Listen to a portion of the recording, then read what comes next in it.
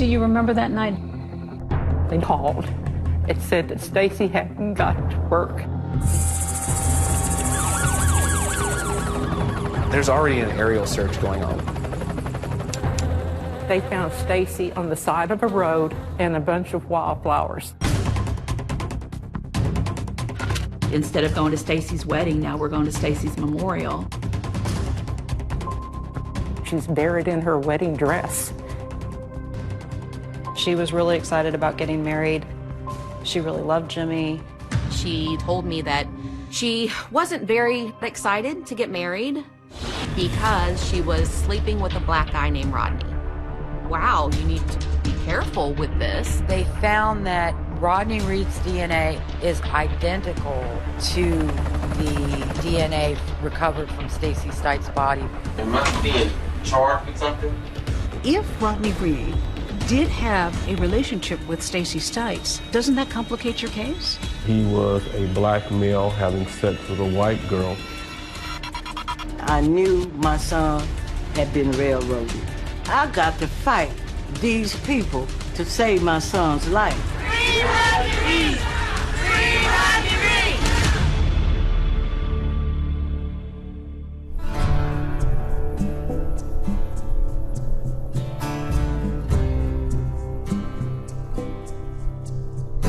Bastrop, it's a typical small Texas town on the Colorado.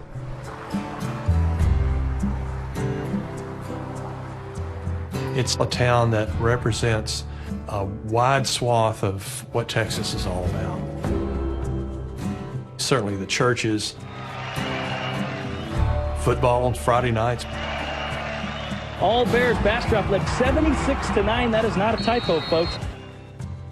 I grew up here. My dad grew up here. My grandparents grew up here. Louisiana has a town named after the same guy that's called Bastrop, but we say Bastrop.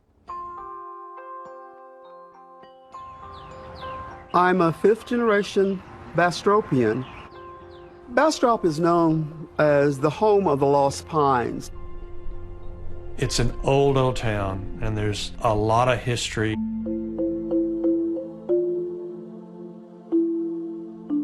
Bastrop was founded by immigrants from the southern United States. They brought enslaved African Americans with them. In the days of segregation, we as African Americans provided jobs for one another. We had our own barbershops, restaurants. The class of 1970 was the first fully integrated class in Bastrop High School.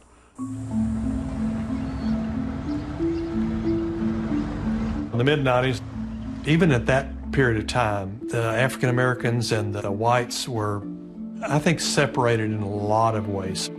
Interracial dating in Bastrop in the 90s existed, but it was something that was hidden and it was dangerous. We've come a long way in some instances, but yet and still, justice is slow in Bastrop County for African Americans. This morning, 19-year-old Stacey Lee Stites was reported missing. Family members came from all corners of Texas to comfort Carol Stites. She lost her youngest, Stacey Lee. She had her plans, and now somebody's taken that away.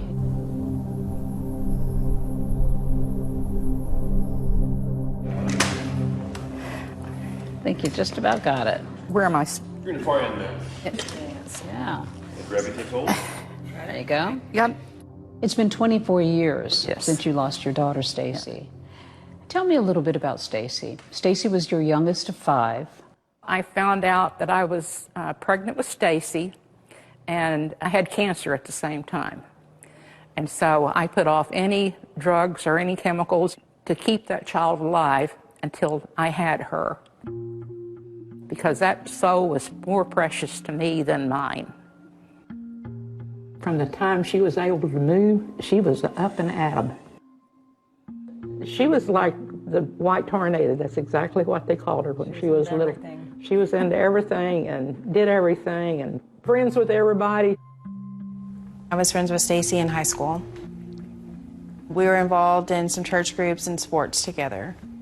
She was just kind of like a sunflower, sunshine. She was funny. She was always cracking jokes. She didn't really take a lot of things seriously. She was always in the moment. She was looking for what everybody does, young love. Go away. Stacey lost her father as a child, and apparently it had quite an impact on her. According to friends and family, she seemed to lose her way for a while. She ended up pregnant. She was 15. Yes, devastating. It took 2 of my daughters to get me in a room upstairs by myself to let me know what had gone on. She did decide to give the baby up for adoption.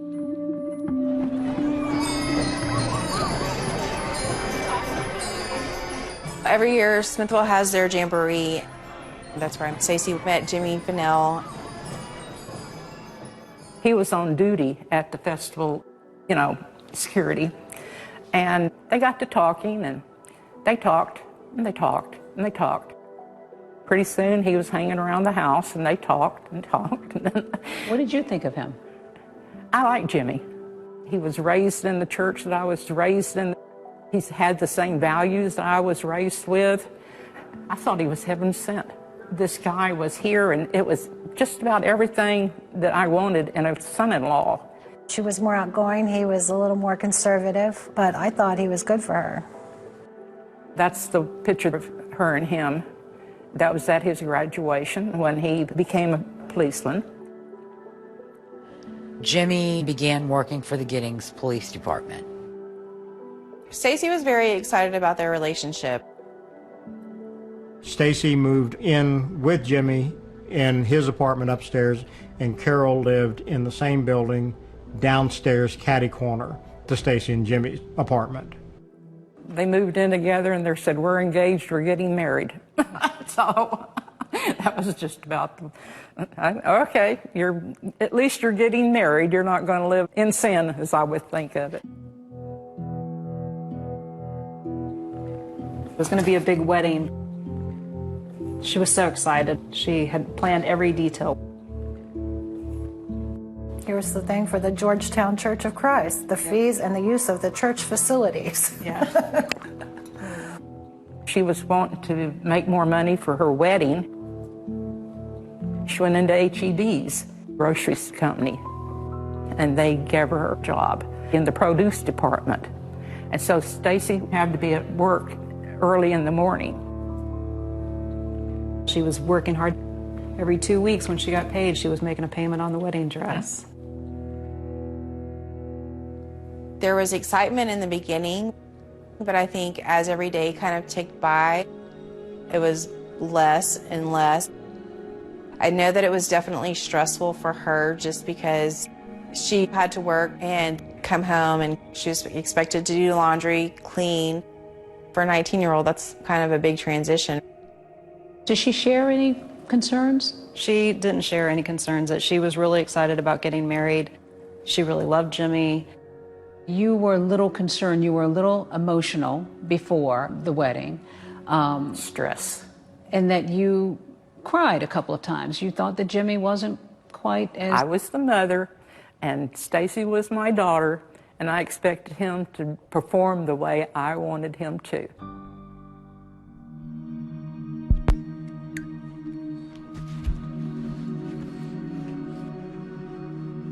My name is Athena, and we were besties, high school. This is going back in time. Oh, wow. Stacey called me and told me that she's getting engaged and getting married. And Stacey never sounded like a giddy girl in love. She sounded giddy about her wedding and planning her wedding and making things for her wedding. But she never talked about Jimmy. I think that she started seeing sides of Jimmy that he was very possessive, and it was kind of his way or no way. And I don't know that she was necessarily comfortable with that, so I think that they started butting heads.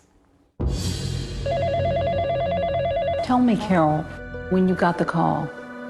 HEB's called. It said that Stacey hadn't got to work. That's the first inkling that something is wrong. We didn't know what to do. We made flyers and started walking door to door, hoping that we could find her alive.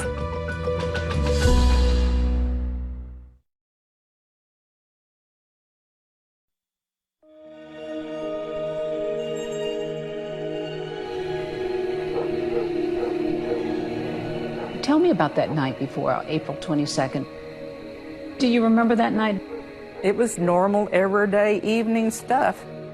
This voice that I've heard all my year, and it makes me sound a little nuts, and I call it the Holy Spirit, all my life that I've had guide me. It said, you did a good job, and now your job is done. How do you tell your daughter that the thoughts in your mind was, if you was to die today, I can never be more proud of you? How do you tell that to someone? We know that Jimmy Fennell was at Little League practice from around 5 in the evening on April 22nd, 1996. At around 8 o'clock p.m., Carol saw Jimmy come home from Little League practice. Carol actually saw Jimmy and Stacey meet outside and have sort of an embrace outside her window. Of course, she lives downstairs.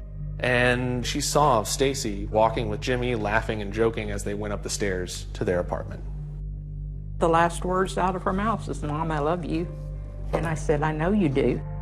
The narrative that Jimmy provides is that the two of them are basically home for a good part of the evening, and they're sort of getting along great, and that then she goes to bed, he stays up and watches some TV. We knew from Jimmy, her fiance, Stacey Stites left her home at approximately 3 a.m. like she always did, to go to a 3:30 a.m. shift at the H-E-B to work in produce. She drove Jimmy's truck, as she often did. Her normal route to work was on Highway 21 through Bastrop.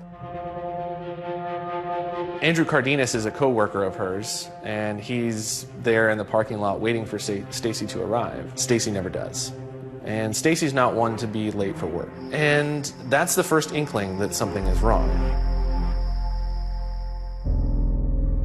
They found a red truck in Bastrop by the high school. At about 5:23 that morning, a patrol officer had come across it. He didn't know that it had any relevance to anything. He called it into dispatch just because it was at the high school. It didn't register as stolen. He was advised that the truck was owned by Fennell. He basically was able to look inside the truck. It was securely locked. The ignition was intact.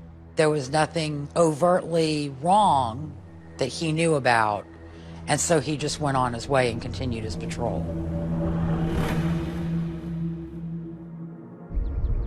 Then as darkness shifts to daybreak, that innocent-looking truck becomes a little more suspicious.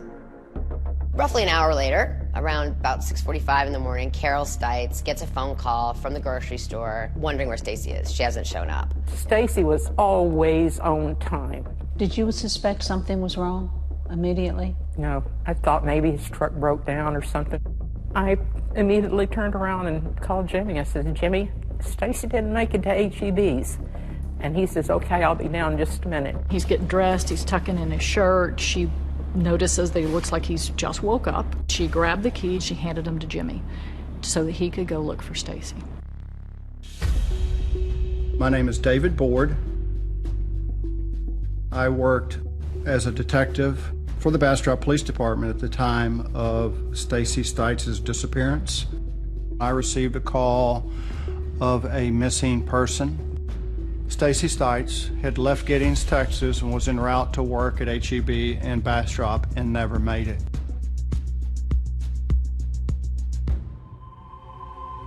When the call comes in that Stacey's didn't make it to work, then dispatch and the patrol officer had sort of a uh-oh moment, and they went back. Her pickup truck was at the Bastrop High School, so I responded there. I remember there was a belt. A part of a leather belt was located outside the truck. Now we've got a missing person, and we've got the car that she was supposedly driving that morning. So we're gonna put these together. They impound the truck. Once Jimmy Fennell, Stacey's fiance, unlocks that truck for investigators, they ask him to take a look and point out anything that seems unusual. Detective Ed Sommel of the Bastrop Police Department stated that Jimmy pointed out a piece of green-colored plastic. Jimmy stated that it was part of a glass that Stacey drank out of, and that it was not in the truck broken like that before. Jimmy then pointed out one of the tennis shoes that was lying on the passenger floorboard. Jimmy pointed out that one of Stacey's earrings was on the passenger side floorboard. There were body fluids in the floorboard of that truck. Didn't really know exactly what it was or what caused it, but it was unusual. There was evidence of a struggle at the truck. We suspected foul play. The police chief questions Jimmy and says that he's visibly shaken and very concerned, but not in a state of panic. Then Jimmy identifies that belt found outside the truck as Stacey's, and that's when he breaks down. Then he goes home to be with Stacey's mom, Carol, to wait. Since her truck was found, she was nowhere around. The Texas Ranger, Rocky Wardlow, was contacted. We went up in the helicopter, searched all over Bastrop. What was going through your mind, Crystal, all day? Hoping that we could find her alive, but still have dread.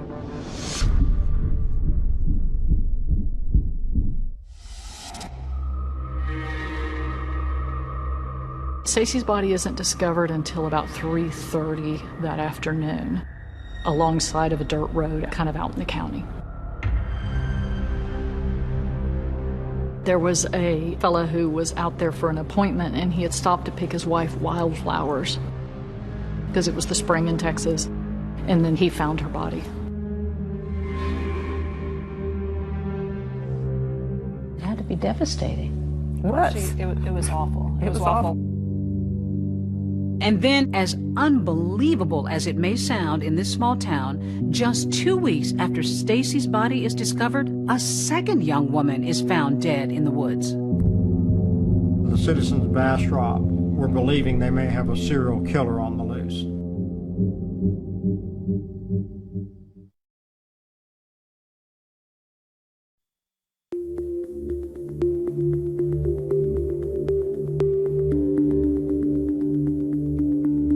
They found Stacey on the side of a road and a bunch of wildflowers. It had to be devastating. It was. It was awful. It was awful. My memory of that is my mom just sitting in her chair, just, my baby, my baby, my baby, my baby.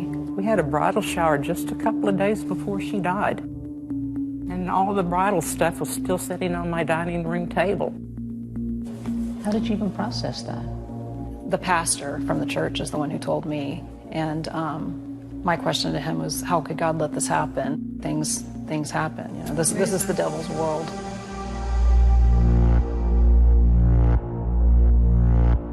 When the DPS crime lab arrives, this is an impressive vehicle that comes down this dirt road in the middle of a pine forest. Exiting were photographers, serologists, physical evidence collection people. This was quite a unique crew to show up in this little sleepy county of Bastrop. Stacey's body is kind of almost 10 to 12 feet off of the road in the high grass. She's laying on her back, and in between her legs there's her name tag for the HEB. And she is missing a shoe from the foot that we found the shoe in the truck. That seems to be the shoe that she's missing. The interesting thing about that is her sock that's revealed underneath is completely clean, so it doesn't look like Stacey walked to this location. It looks like she was carried to this location and placed, meaning dumping a body. The way she was clothed, what she'd been doing, how her zipper was broken from being pulled apart, about all of the things that told us this was a classic rape case. There was what appeared to be the mate of that black woven belt that was found in the high school parking lot, laying on the side of the road. So this scene is now tying to the high school parking lot. It was a braided leather belt that had been busted. It would appear to me that it was leather, and that for it to break, it would have had to have a tremendous amount of force pulling on it. It was enough force on that belt around Stacey Stites' neck to kill her. Stacey Stites was strangled to death. The only prints that they were able to lift from the inside of the truck that were readable prints were Stacey's and Jimmy's. And yet, since that was his truck, his fingerprint being in that truck is not evidence of him perpetrating the crime. Jimmy Fennell was absolutely considered as a suspect. Anytime a woman is murdered, the significant other is and should be one of the prime suspects. Around the time of Stacey's death, another woman by the name of Mary Ann Alt was also found dead. A man named David Lawhon had confessed to her killing, and there was some talk that he might have been responsible for Stacey's death. We knew about that case, and I know that it was definitely a consideration that there might have been a serial murderer up there. There are some similarities between the Stacey Stites case and the Mary Ann case. Mary Ann Alt is a little bit older than Stacey Stites, but in both a truck is used, and in both a body is dumped, and in both a earring is an important piece of evidence. David Lawhon had bragged about killing Stacey, and so David Lawhon became a suspect in Stacey Stites' murder. However, David Lawhon was excluded pretty quickly because the DNA from Stacey's murder did not match. David Lawhon is convicted of that second murder, but still no arrests in Stacey's case, and her devastated family is mourning her loss. Stacey's funeral was there in Bastrop. It was standing room only. The police set up a camera, a secret camera, to provide surveillance of the ceremony that's taking place. They're trying to surreptitiously capture people's emotions, people's reactions. I remember walking around and thinking, did the person that killed Stacey, did they come to her funeral?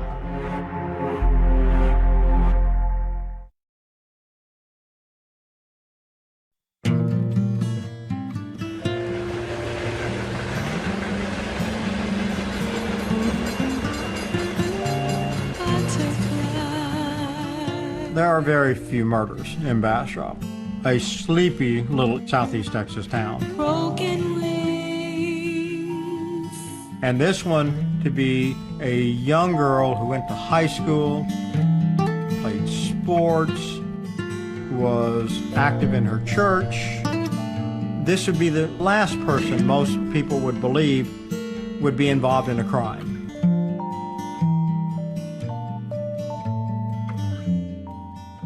There are 32 HEB employees from Austin helping out at this Bastrop store, a small favor they feel for fellow workers trying to cope with a traumatic experience.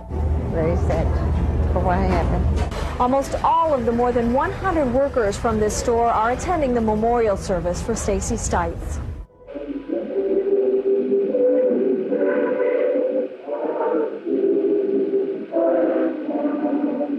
At the church, at the funeral, the police placed 2 camcorders in strategic locations. The camcorder that is placed in a box with a hole cut in the box, it's placed like that so that you can't tell that it's a video recording device. 4 days after this crime, they don't have any direct leads on anybody. And so they're looking for anything that seems out of the ordinary, anything that looks like it might point to a suspect.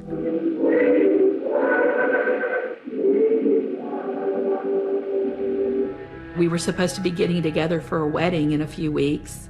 Instead of going to Stacey's wedding, now we're going to Stacey's memorial. It was devastating to all of us, including Jimmy. He was definitely a man who had just lost his fiancée.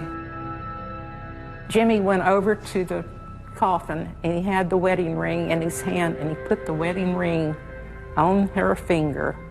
Goodbye. Yeah, told her goodbye. It was devastating. And she's buried with that wedding ring, and she's buried in her wedding dress. And she worked hard for that wedding dress, and we all decided that that's what she should be buried in. There was a graveside service, and what seemed unusual to me at that service was just that Jimmy, her fiance, really didn't show a lot of emotion at all. Of course, everybody grieves in their own way. Now today, Stacey's mother and sisters say they have always believed that Jimmy was innocent. But at the time, Stacey's sister Crystal was so concerned about Jimmy's behavior that she hired a private investigator and even made a list of his questionable behavior. You kind of want to suspect the people nearest to her, and then you try to figure it out in your head of what happened and how did it happen.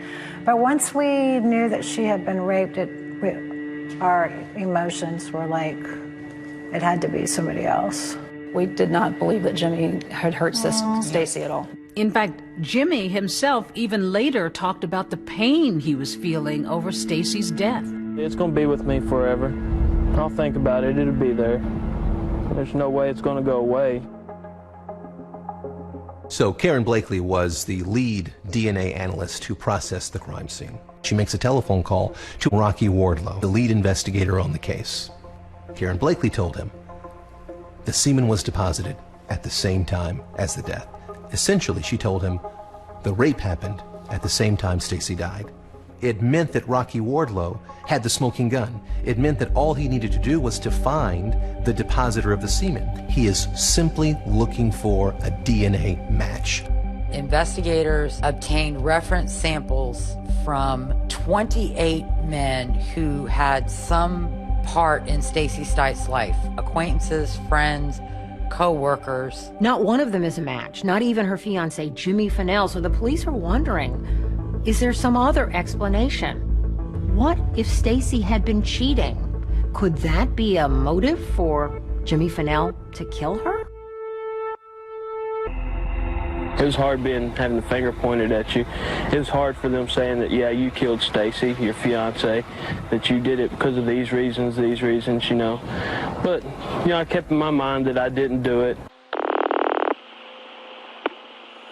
Bastrop County Sheriff's Office. There's a recorded phone conversation in which a woman calls in anonymously and claims her son was having an affair with Stacey. I think Stacey was having a liaison. Okay, I'm almost positive of it. I mean, we've all kind of assumed that. Who has a motive for this? Well, at this point, the boyfriend does. That's right. That's the prime suspect. The person that we're trying to find is a liaison. For the longest time, we've had our suspicions. Okay? The woman refuses to provide her son's name, although subsequently he was identified and he was ruled out. And as the call continues, you can hear the investigators' frustration. It's been 4 months, and this investigation is going nowhere. See, at this point, we're stymied. We've hit a brick wall. I have to look at Stacey Stites' mom at least once a week, every day, in the face, and it makes me not want to answer the phone because I know it's her, and I know she wants me to tell her something, and I have nothing to tell her.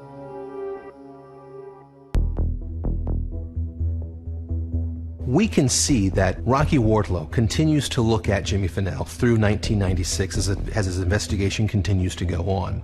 We can see that because he gives him a polygraph test.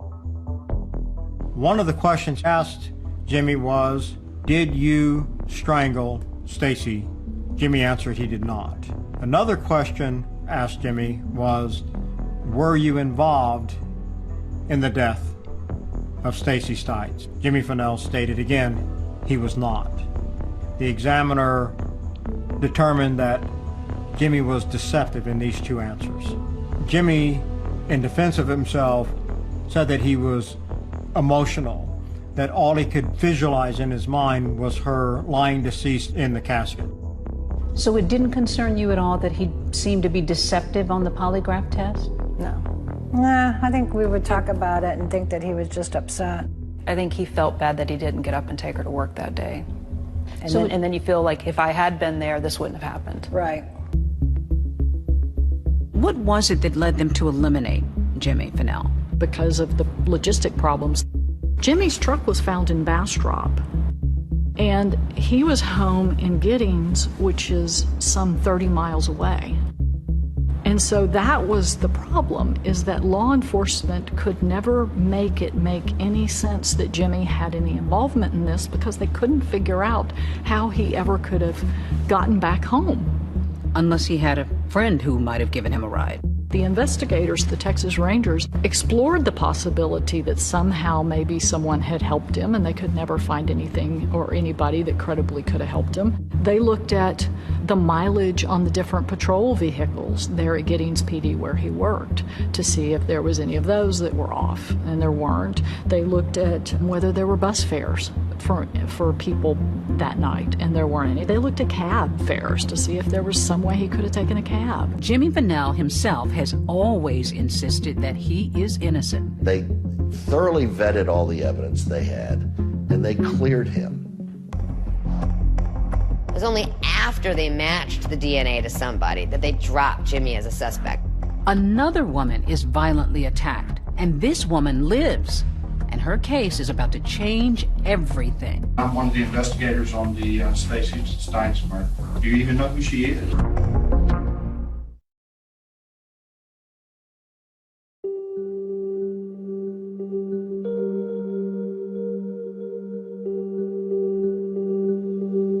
Stacey's murder goes unsolved for nearly a year. The cops are ostensibly looking at Jimmy and maybe in a couple other directions, but nothing's really happening. 1996 was an election year. Richard Hernandez won the position of the Bastrop County Sheriff. Hernandez announced that he would solve the murder of Stacey Stites within 6 months of taking office. Richard Hernandez seizes on the Stites case, and this investigation begins to speed up. Wardlow is looking for a DNA match. That's the smoking gun. Linda Schluter was another woman who was about 19 who had been abducted and beaten. Linda Schluter was at this payphone in Bastrop, and there's a man who's kind of bothering her. And he picked up the payphone next to the payphone I was on. He proceeded to ask me if he could get a ride. And he said, "I'm gonna freeze to death." I felt bad. So I said, "Fine, I'll give you a ride." Once we took a ride on Main Street, he started to get out, and he got back in really quick, and he said, "Don't I get a hug?" And the next thing I know, he grabs me by the back of my hair with his left hand and proceeds to slam my face into my steering wheel. There's an incredible fight happening in the car. She basically gets away, and this guy takes her car and drives and then sort of crash abandons it somewhere down the road. Deputies arrived, took her into Bastrop. They photographed her injuries. They took a statement. I described the man that I gave a ride to. The police automatically knew who he was. They presented 6 African Americans on a piece of paper. This is the one who attacked me. The police told me that his name was Rodney Reed. Mr. Reed was arrested, and later he was released without posting a bond. He was just released. The way in which Linda Schluter was attacked really lent itself to the police narrative of how Stacey Stites was attacked. Rodney Reed surfaced as a suspect wholly and exclusively because he tried to abduct Linda 6 months after Stacey's murder, and a detective told the ranger about the case, and the ranger said, "Oh my God, that sounds like the Stites case." Rocky Wardlow, the lead investigator from the Texas Rangers, he's wondering, do we have Rodney Reed's DNA on file? And it turns out they did have a sample of Rodney Reed's DNA in the system.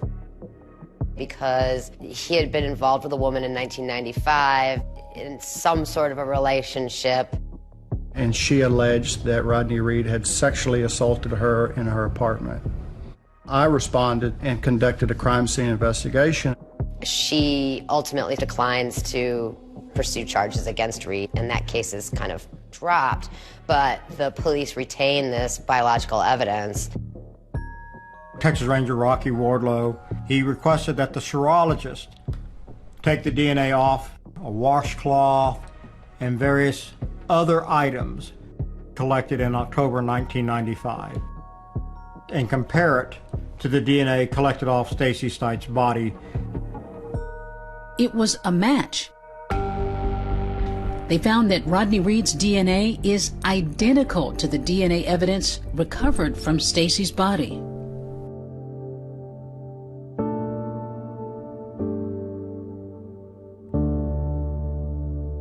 My name is Sandra Reed, and I am Rodney Reed's mother.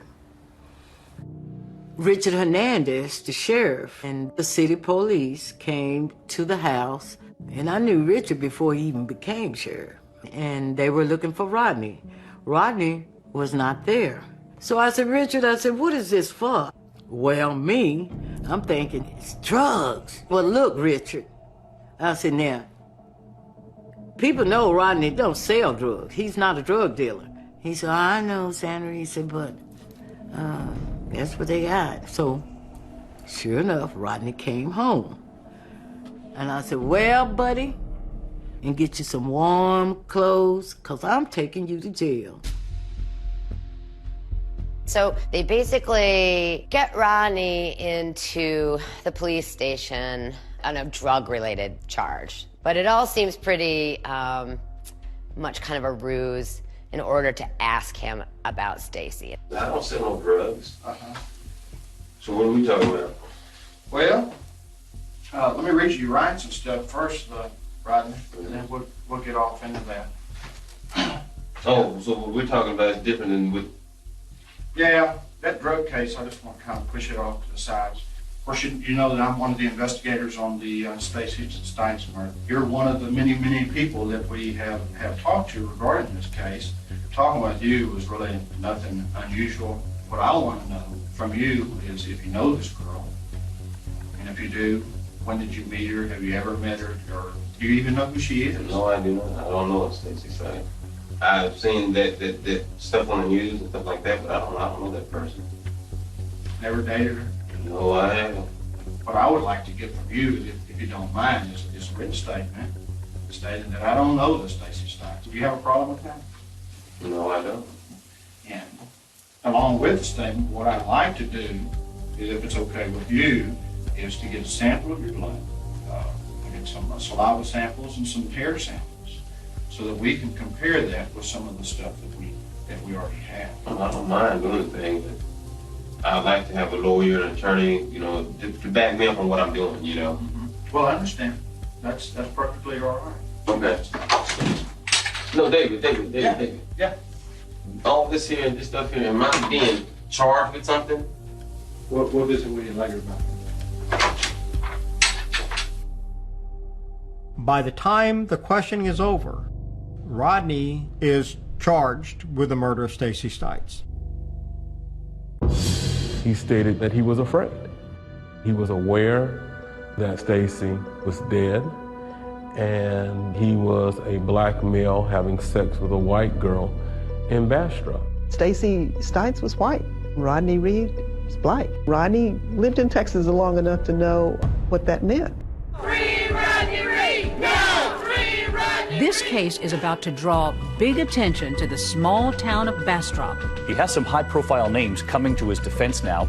And spark what many believe will be a long road to justice.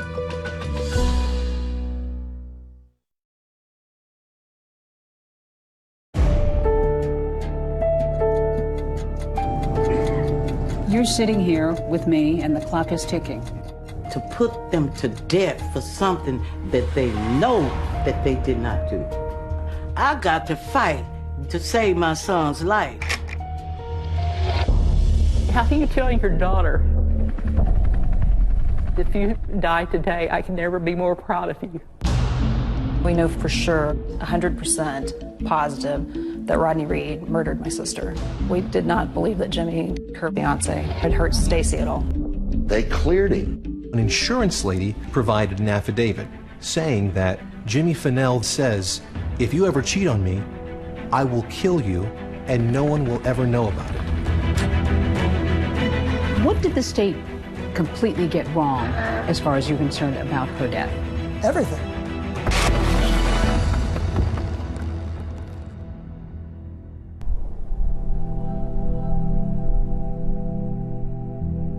Morning, investigators charged 29-year-old Rodney Reed of Bastrop with capital murder in connection with the death of Stacey Stites. When it came out that the person arrested for Stacey's death was tied to DNA, the citizens of Bastrop County would believe that they actually caught the killer. Rodney Reed was charged with sexual assault, kidnapping, and murder of Stacey Stites. With those two enhancements of a kidnap and a rape, where it resulted in a death, it became a death penalty case. Rodney Reed, around that time frame, he was in his late 20s. He was fairly well known around town. In April of '96, he is doing some work at a Super S in Bastrop. Rodney's achievements in sports were phenomenal. He really excelled in boxing. He was a contender in the Golden Gloves. But Rodney Reed also was a free spirit. He had some run-ins with the law. He wasn't a choir boy.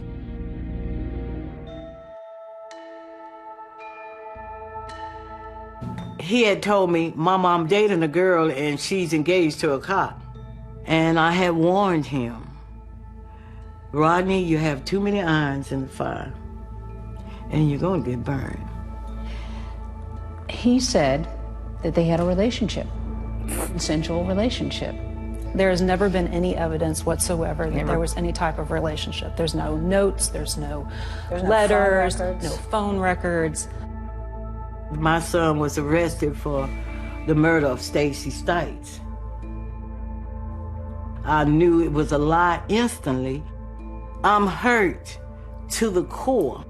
And at the same time, I got to fight these people to save my son's life. I found a lawyer by the name of Jimmy Brown. He was a good lawyer.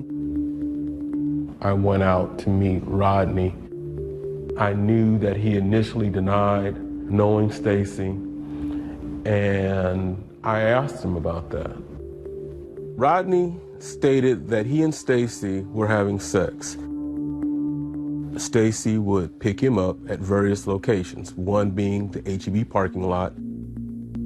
It wasn't boyfriend, girlfriend, it was purely sexual. He was aware that she was dead and that he was a black male having sex with a white girl in Bastrop. He stated, quite honestly, that he was afraid. I did tell the family, you're going to need resources to get experts. Rodney Reed's family is not wealthy, and they're going to need at least $50,000 to retain an attorney. And very shortly, it becomes very obvious that the Reed family is not going to be able to raise the money.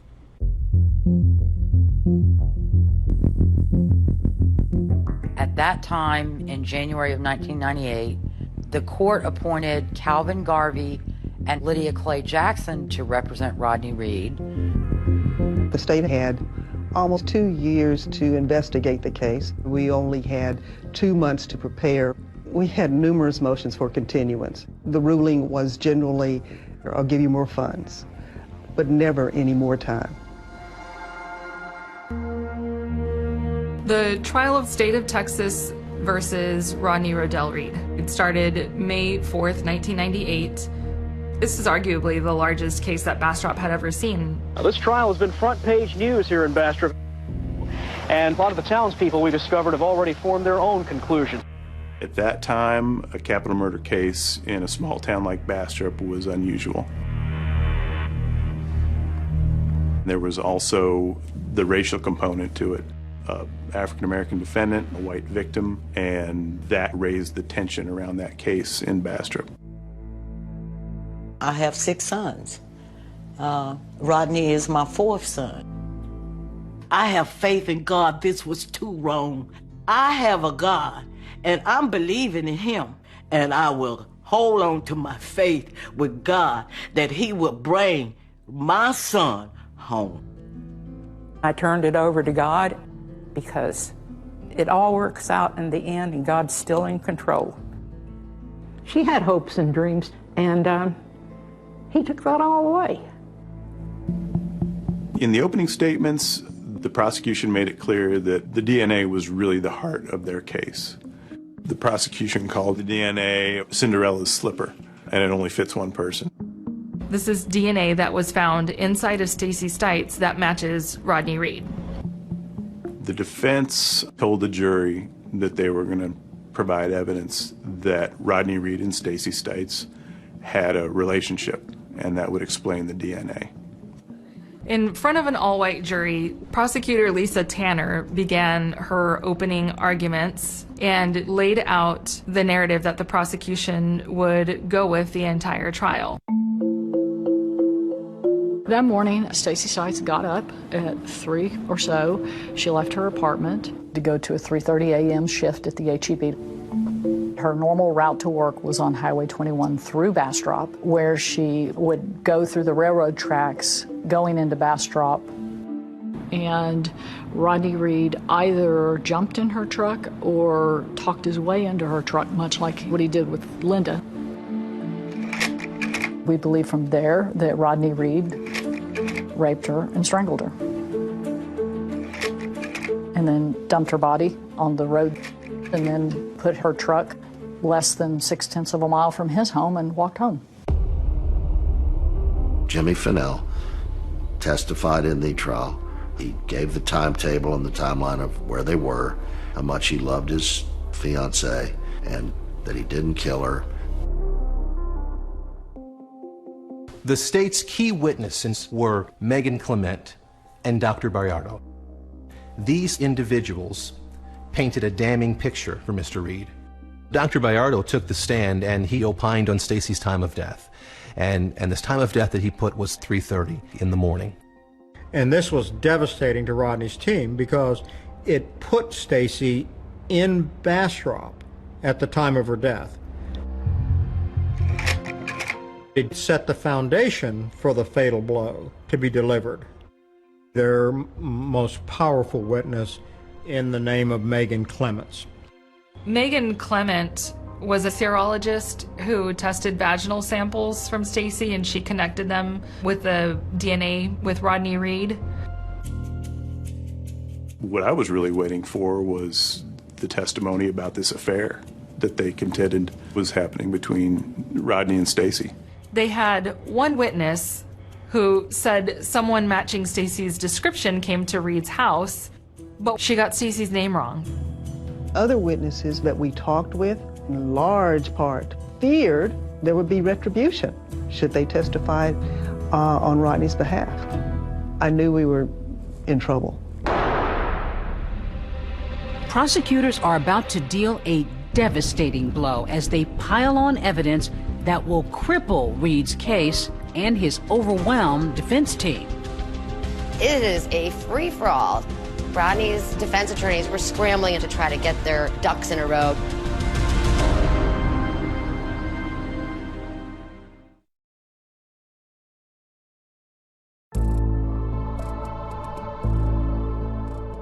The trial really seemed like the prosecution show. They had their DNA evidence. They brought out their specialists. The linchpin of the whole case for them was they had Rodney Reed's DNA inside Stacey Stites. The big weakness in the defense's case was after they told the jury they were going to show evidence of this affair, they weren't able to produce witnesses to testify about it. When the prosecution came over to the jury and said, the secret affair between Rodney Reed and Stacey Stites was so secret that Stacey didn't even know it existed. I think that really sold the jury. After less than a day of deliberating, All of the 12 jurors came back unanimously, and they decided that Rodney Reed was guilty of the capital murder of Stacey Stites. It was not an easy decision. It was very hard. There was a lot of pressure. We considered all the facts, and I believe that justice was done. With 12 white jurors, this is something that you expect. Just like I said before, I had built myself up already for this verdict that they were going to give. Since the jurors had found Rodney Reed guilty, now they have to determine what his punishment is for the crime of capital murder. And there's essentially a second trial. This second trial is to determine whether or not he is to be sentenced to death or spend his life in prison. During the punishment phase, the prosecution can bring up anything about your background, prior bad acts, accusations, things that haven't even been proved in court, to try to convince the jury that you deserve death. The lawyers for the state bring in unadjudicated rape allegations that they say Rodney committed, but was never charged with until after he is going on trial for Stacey's murder. But the defense said they didn't have time to investigate the claims of any of these witnesses. Among the witnesses who testified was Vivian Harbottle, who was raped 6 months before Stacey's murder in October of 1995 along the railroad tracks in the area. It was dark and I'd been drinking, and when the police wanted to show me a lineup, I said no because I couldn't identify this person and I didn't want to pick the wrong person. I think it was like 6 months to a year until they called me in to say that they had matched the DNA to Rodney Reed. I had no idea who Rodney Reed was.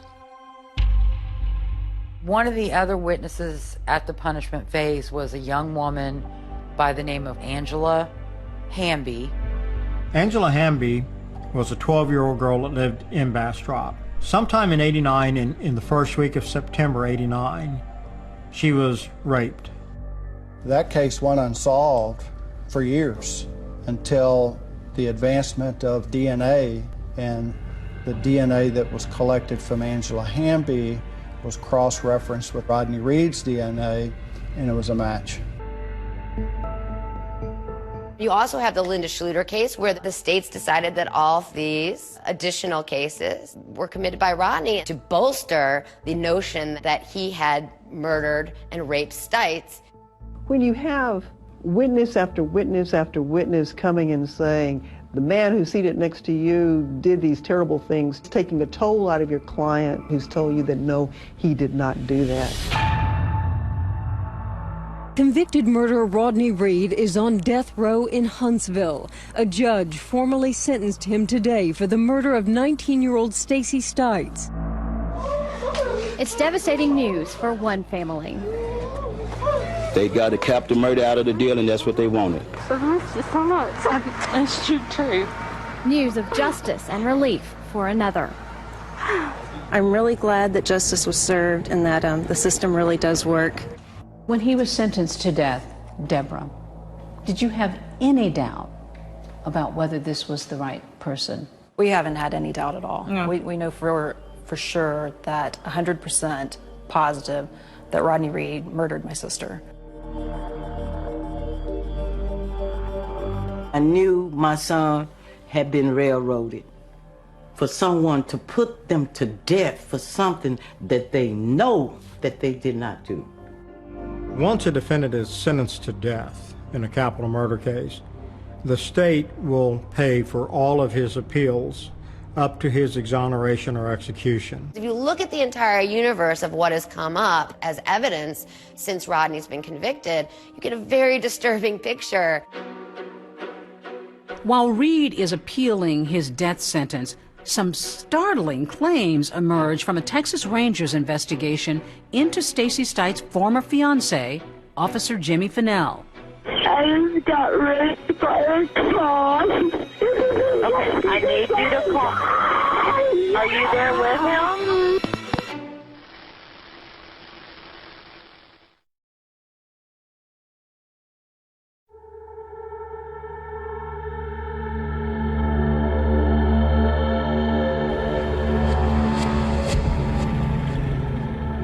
Rodney Reed has spent all this time on death row fighting for his life.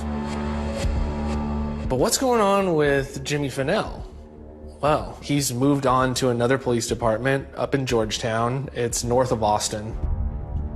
In 2007, about 10 years after Stacey Stites' murder, it appears that her former fiancé, Officer Jimmy Finnell, is under investigation by the Texas Rangers after a pretty disturbing incident. My name is Connie Lear, and Jimmy Finnell was the police officer who had taken me and raped me. October of 2007, Connie Lear is with her boyfriend at an apartment complex. So they've been drinking. They get into this sort of disagreement. There were some neighbors, and they call the cops. The cops showed up, one being Jimmy Finnell, Jr., and separated us so that they could figure out what was going on. The police end up arresting her boyfriend. According to police reports, Sergeant Finnell ends up telling one of the other officers that he was going to try and get intelligence from her. The only one that was still there was Finnell. We were alone. And that's when I was asking, please take me to my boyfriend. So he took me over to the patrol car, and he put me in the front seat. So we started driving. I started to realize that something was wrong when we pulled into a secluded park. And he came around to my side and told me to get out. And so I got out, and he took out his weapon, and he laid it in front of me. And then he slammed me up against the back of his patrol car. And then he jerked my pants down. And he raped me.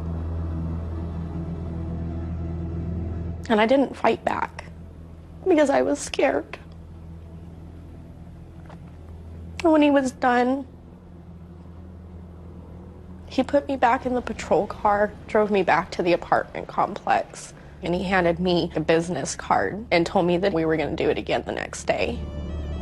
Connie ends up going to one of her neighbors and calls 911. 911, what's the address for your emergency? I can't. Save me. Okay, what agency was the cop with? Was it Georgetown or? It was Williamson County, Georgetown, Texas. I don't want to come back here. Okay, we're gonna send somebody out to help you. Okay? Why will he drop me off? It's gonna be a different officer to come talk. I want an ambulance for the red kid. Can you stay on the phone with me? Okay, I'm on the phone with you. I'm not gonna hang up, okay? Only a couple of minutes went by, and I noticed spotlights. I saw the patrol cars pulling in with no ambulance. And the closer they got, I realized that the first police officer in line was Jimmy Finnell. Okay, Connie. I saw him. He got out of his car. Now, please help me. Okay, Connie, listen to me. I have his car scrunched up in my head.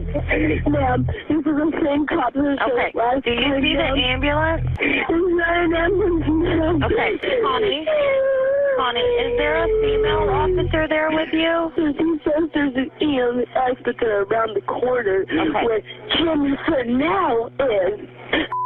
Jimmy Finnell.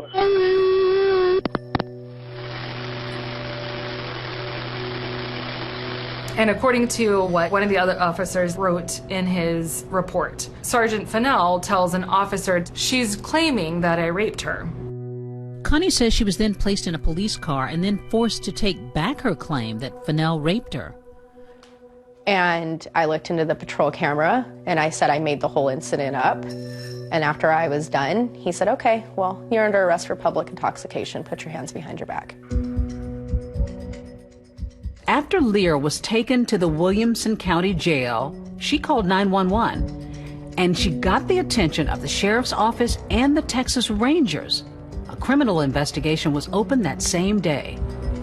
Connie Lear was released from jail and taken to a hospital for treatment. The charge against her was dropped. A few days later, formal charges were filed against Jimmy Fennell. Jimmy Fennell Jr. now faces charges of sexual assault, kidnapping, improper sexual activity with a person in custody, and official oppression. You know, if he got convicted on all of those charges, Jimmy would face more than 99 years in prison. Instead, he pleaded guilty to 1 count of improper sexual relations with a person in custody and 1 count of kidnapping. He was sentenced to 10 years in prison. I mean, the mugshots of Jimmy Fennell make him look like a monster, but up close and personal, just a likable country boy. In no way am I denying that he committed a crime, because there was misconduct that he admitted and took responsibility for. The DA never talked to me about plea agreements. That wasn't their choice to be made, that was mine. After Jimmy Fennell goes to prison, it's discovered that he was the subject of several internal affairs investigations that involved allegations of sexual assault and misconduct. According to police reports, he had this pattern of targeting certain women, and it seemed like he was really targeting women who were vulnerable, and he would use those as leverage to get them to do sexual acts with him. Jimmy Fennell's defense attorney, Robert Phillips, told ABC News that authorities apparently thought so little of these extraneous offenses that none of them were ever prosecuted, nor did these women ever testify in court. In Jimmy Fennell's case, he found the Lord after 10 years of hard time in a Texas prison, and he's trying to put the pieces together to create a new world for himself. Jimmy was never going to be police officer of the decade.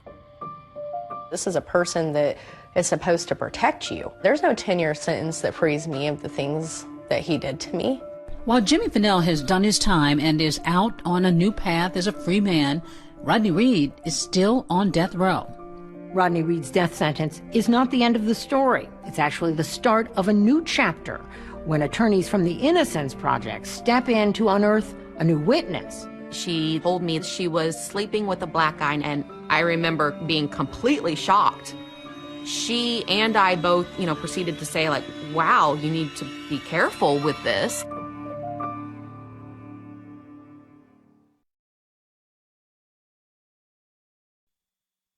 Open the eyes of my heart, Lord. Open the eyes of my heart, Lord. Open the eyes of my heart, I want to see you. Open the eyes of my heart, Lord.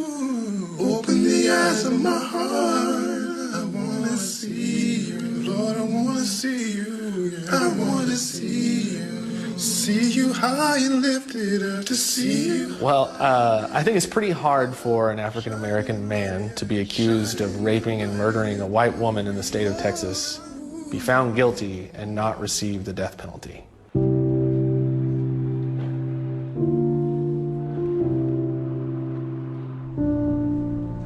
We have an expression among our colleagues in, the innocence movement. It doesn't take a village, it takes an army. How could you not be affected by a person on death row that you think the evidence shows by clear and convincing proof is innocent, right?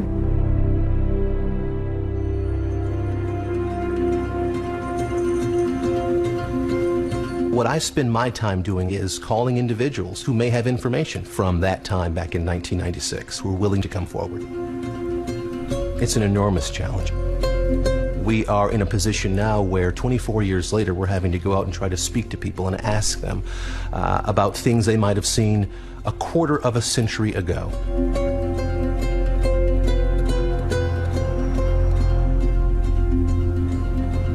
What I see when I am in Bastrop is a community that has progressed from that time back in 1996. I think the idea of an interracial relationship was something that was frowned upon in that community. I think that's changed. You might recall that the jury was not convinced that there was a relationship. This was a very damaging, even devastating part of his trial. Alicia Slater is a witness who worked at the HEB with Stacey, who has come forward talking about the relationship that existed between Rodney Reed and Stacey Stites. In 1995, Stacey and I worked together at HEB. She told me that she wasn't that excited to get married because she was sleeping with a black guy named Rodney. To hear that she was actually having an affair was shocking to begin with. She and I both, proceeded to say, like, wow, you need to be careful with this. Being an 18-year-old about ready to graduate high school, I didn't want to get involved.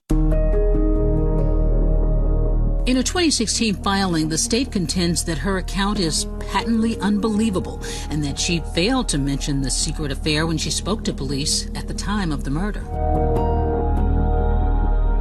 If Rodney Reed did have a relationship with Stacey Stites, doesn't that complicate your case? Well, sure. However, it's awfully hard to find this evidence credible that he miraculously has this secret affair with this girl, and somehow his semen hangs around for several days. Which science says it can do. There are exceptions. There are no absolutes in science. That's why you look at all of the extraneous evidence as well in conjunction with just the DNA. When you look at the actual police reports of the investigation, there was a lot of mistakes early on. One of the key mistakes from the first day, it is Murder Investigation 101 that you go to where the last person saw that victim.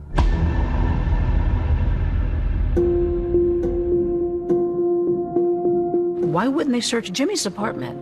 I wish law enforcement would have searched the apartment. I'm not going to lie to you and tell you that, it was okay. But I will tell you this, I've been doing this a long time, and never once have I ever had a case where I didn't at some point say, gosh, I wish law enforcement would have done whatever it is, X.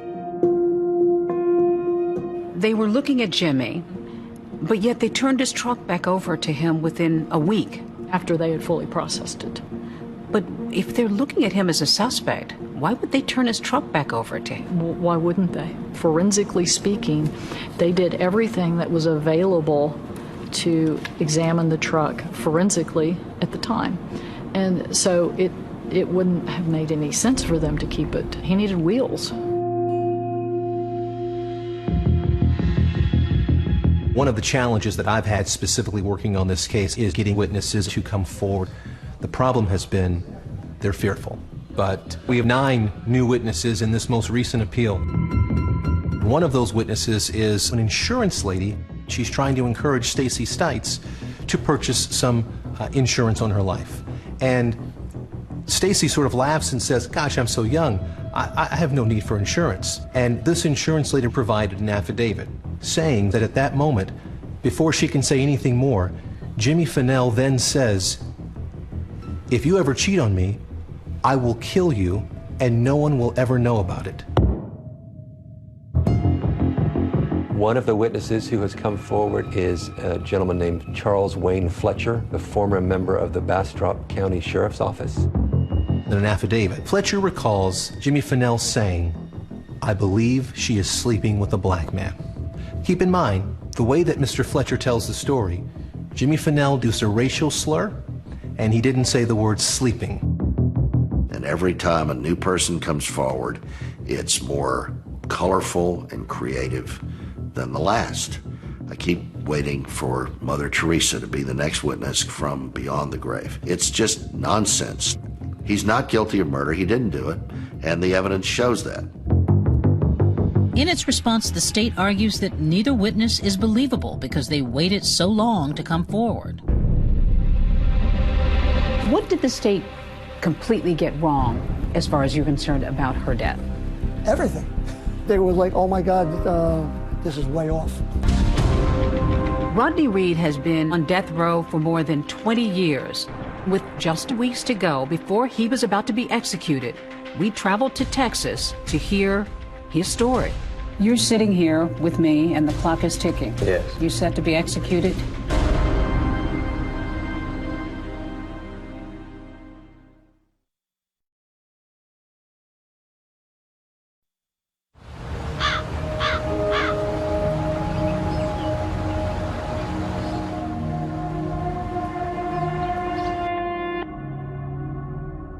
Bryce Benjet and this whole team of lawyers have been working on this case and struggling so hard for so many years.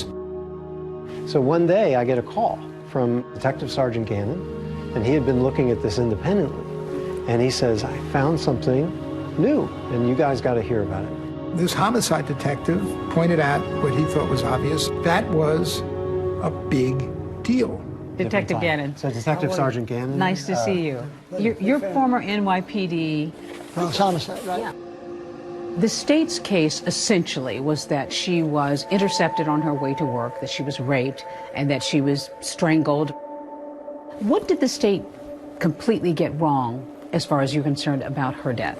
Everything. It was like, oh my God, this is way off. What was way off? Time of death was way off. It was hours earlier. I give a lot of credit to Kevin Gannon because he did point to the key scientific evidence that really showed that they were all wrong. And then when we take this to the actual medical examiner who testified, he gives us a sworn statement that said nobody should have relied on what I said. Here's what the medical examiner wrote. My estimate of time of death was only an estimate and should not have been used at trial as an accurate statement of when Miss Stites died. It's one of the great things about the system. In a way, you can go back to court, not as easily as it should be. If you can get the proof, you should be able to get an exoneration. Family and supporters of Rodney Reed gathered in the Bastrop County courtroom today. Rodney Reed's defense attorneys are trying to include forensic evidence from that 1996 murder that they say will prove his innocence. Michael Baden, B-A-D-E-N. Dr. Baden has weighed in on some of the biggest cases, from O.J. Simpson to George Floyd. Reed's defense team brings him in to talk about the timing of Stacey's death using the science of lividity. The lividity is because of the settling of the red blood cells in down position. After about 4, 5, 6 hours, the lividity stays, and that's called fixed lividity. In this instance, there was fixed lividity in the front of her body. Not on her back, as her body was discovered. That means that Stacey Stites was dead in a different position 4 or more hours prior to the time of that 3 to 5 a.m. window in order to get that way. All that shows that this homicide occurred hours before 3 a.m. at a time that she was just with Jimmy. Now, he mentioned that there was other factors.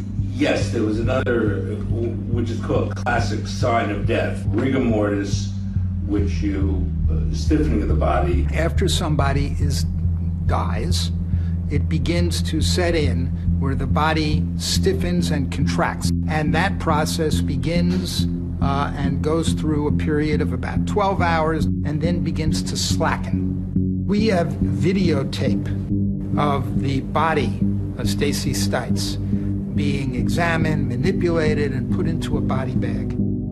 That video shows that she can be put into that body bag and her arms folded. The rigor mortis was present but leaving the body. So this would put it about 20 hours, something like that, of death, where the rigor has come, stayed, and then started going away. And that is very powerful scientific evidence that, again, the time of death is way before that 3 a.m. to 5 a.m. window of the prosecution's case.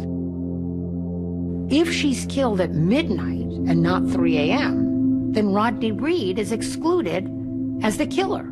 So according to the defense's legal filings, the perpetrator then becomes Jimmy Fennell because he said he was in the apartment with her that night. No, not based on any of the credible evidence or physical evidence or forensic evidence. It's a concoction of creative, brilliant lawyers trying to save a condemned man. And the state argues that none of these methods establishing the time of death are totally reliable or have pinpoint accuracy, and Dr. Baden agrees. I agree with that, yes. That concludes the hearing. We gonna win, Rodney. Love you, baby. The judge says the new evidence is not compelling enough for a retrial. The judge said he rejected Bodden's testimony because it would not necessarily have changed the opinion of the jury, and that other evidence of Reed's guilt was strong. The court went on to say that Dr. Bodden never examined the body and that he based his opinion on crime scene reports, videos, and photos. In the meantime, another court has set an execution date for Rodney Reed. A state judge granted prosecutors' request to set Reed's execution for November 20th. At this point, there is outrage all over the country about this execution. The national media has gotten involved. And in the middle of this outcry, I traveled to Texas and sit down with Reed on death row. You're sitting here with me and the clock is ticking. Yes. You set to be executed? I hope not, but yes, I am holding on. Not just for myself, but for my family. The jury believed that you killed Stacey Stites. Did you rape Stacey Stites? No, I didn't. Did you kill Stacey No, Stites? I absolutely did not. How would you describe your relationship with her? Were you in love with her? I couldn't say that I was in love with her. We were both in relationships. I was seeing someone else. She was seeing someone else. So it was a casual, sexual relationship? Yes, that's all. If I wouldn't have known her, if I wouldn't have been associated with her, I wouldn't be in this situation. But this is the situation that was handed to me. I have to accept that I'm here now for something that I didn't do. Earlier this week, attorneys for Reed sent a new letter to the governor to ask for a delay in the execution. What's on the line is pretty much everything. We had unprecedented support from really all over the world. Kim Kardashian West asked Rodney, is there anything that I can do to be helpful to this case? Something's off here. Something needs to be done. Free Rodney Reed! Free Rodney Reed! Free Rodney Reed!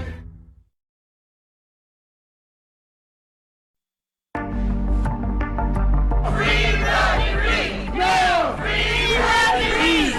Free Rodney Reed! They've held dozens of rallies and protests. We had unprecedented support. I don't know if it's social media coverage or media coverage, but just the closer we got, the louder the noise. A rally outside the Texas governor's mansion. Something's off here. Something needs to be done. Breaking news this afternoon, Rodney Reed will not be executed next week. An indefinite stay of execution. A victory for death row inmate Rodney Reed in the fight to clear his name. The hearing coming up keeps on getting postponed because of COVID-19. The one thing I'm very confident about is that the more you look at it and the more you look at the forensic pathology and the science, it's clear and convincing evidence of innocence. Do I think Rodney Reed killed Stacey Stites? Yes. I do think that in our criminal justice system is not a perfect system, and that's one reason why I'm not a proponent of the death penalty. There is room for error. I have no doubt about his guilt. I have tried and tried to figure out somehow that Rodney Reed didn't kill Stacey Stites. I can't get there. And I've also tried to figure out how Jimmy, her fiance, could have done it, and I also can't get there. I have a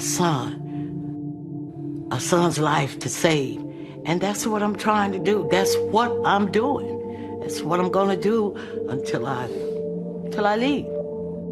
I have to hold on to my faith and stand on this truth and the facts and thank the world. I thank the world for the support. I have so much support, and God knows I thank the whole world. But leave me alone with my pain. And what do you say to people who say that this case may be a miscarriage of justice? I find that people that have not heard all of the evidence. What upsets you most? Trying to defend my sister. And the lies told about her. While Carol's daughter was a teen mom, she made a tough decision to give up her baby girl for adoption. Stacey Stites' child is now a 26-year-old mom of 2. My oldest is Stacey Lee. She's named after Stacey. I wanted her legacy to live on. She has grandchildren that she never will get to meet. The only reason I'm doing this right now is I think we really have a shot of getting this across that Stacey was human and all she wanted to do is get married and have a baby.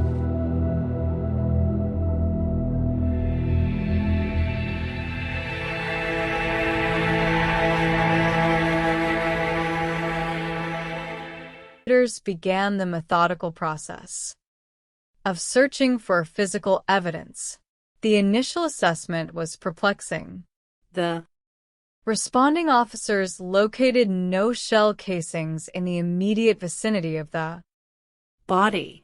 They did, however, discover a single, heavily damaged projectile resting in the roadway.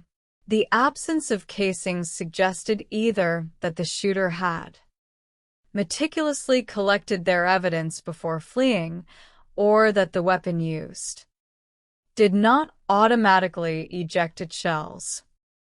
In the days following the murder, the community rallied around the grieving family. A massive funeral was organized, drawing fire engines and personnel from numerous surrounding districts. The sound of bagpipes filled the air, and a fire engine draped in black carried Robert's casket beneath a large American flag, suspended between two extended ladder trucks. It was a solemn, deeply moving tribute to a man who had dedicated his life to protecting others. Behind the scenes of this public mourning, detective investigators were establishing a command center commonly referred to as a war room. In the center of a large whiteboard, they placed the photograph of Robert Dorr. Around his image, they drew arrows pointing to his immediate family, his wife, Elizabeth, his children, and his close associates. The goal of any homicide investigation is to systematically analyze these relationships, moving from the outer edges of the victim's social circle inward to identify potential motives. The first breakthrough came from the forensic pathologist who conducted Robert's autopsy. When the ammunition was recovered from the victim's body, the pathologist noticed an unusual mixture of projectiles. There were jacketed rounds, standard lead ball projectiles, and a distinctive plastic wadding. A firearms expert analyzed these components and concluded that the weapon used was highly unique. It was likely a Taurus Judge, a specialized revolver capable of chambering and firing different types of ammunition, including both traditional handgun rounds and shotgun shells from the same cylinder. This finding narrowed the focus of the investigation significantly.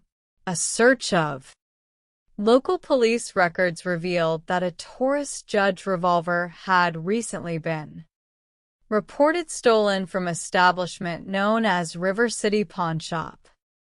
Investigators discovered that an employee of the pawn shop, a young man named Larry Richmond Jr., had access to the inventory, although the young man had no prior criminal record. A search of his digital activity revealed a photograph he had sent to friends showing a Taurus Judge revolver resting in his lap. Further database searches revealed a direct connection between the pawn shop employee and a man with a much more significant criminal history. Larry Richmond Jr. was the son of Larry Richmond Sr., a 41-year-old resident who was currently on probation. Larry Richmond Sr. had previously pled guilty to a knowing homicide committed when he was 17 years old, serving 20 years of a prison sentence before his release. The social connections within this group were complex and tightly knit. Investigators learned that Larry Richmond Sr. was in a romantic relationship and living with Amanda Fillmore, who was the younger sister of the victim's wife, Elizabeth. The two families lived in close proximity to one another and frequently socialized, even participating in double dates. When detectives brought the individuals in for questioning, they encountered a web of contradictions. Amanda Fillmore, visibly distressed, insisted that Larry Richmond Sr. had been home with her the entire night of the murder. Larry Sr. himself cooperative and calm, pointing out his status as a probationer as a reason why he would avoid any involvement in criminal activity. However, the analysis of Elizabeth Fox Doerr's cellular phone records began to tell a different story. Forensic technicians recovered a deleted phone log from her device, indicating a call that had occurred just minutes before she placed her call to 911. The call was brief, lasting approximately 4 minutes and 18 seconds. According to the carrier records provided by the telecommunications company, the call had been placed from a number associated with Larry Richmond Sr. When confronted with this evidence in the interview room, Elizabeth initially denied any knowledge of the number. She maintained that she regularly deleted her call logs out of habit and that she had no memory of speaking to anyone prior to finding her husband. The detective pressed further, pointing out the absurdity of remembering the exact price of her pork chops at the supermarket, but failing to recall a telephone conversation that occurred moments before her husband was executed in her driveway. Eventually, Elizabeth admitted that the deleted call was indeed from Larry Richmond Sr. She claimed she had hidden the communication because she feared investigators would suspect them of having an affair, an allegation she vehemently denied. She insisted that her marriage to Robert was stable, though she acknowledged that financial strain had recently caused tension between them.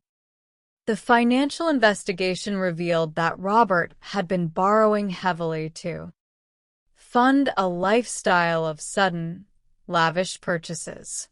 Following their wedding in Florida, the couple had acquired a brand new vehicle, expensive sectional furniture, and multiple appliances, leading to significant credit card debt. Elizabeth was not employed, and Robert was working excessive hours to manage the financial burden. As the investigation intensified, Larry Richmond Jr. approached detectives with a crucial piece of information. He revealed that his father kept a collection of firearms hidden at Amanda's residence.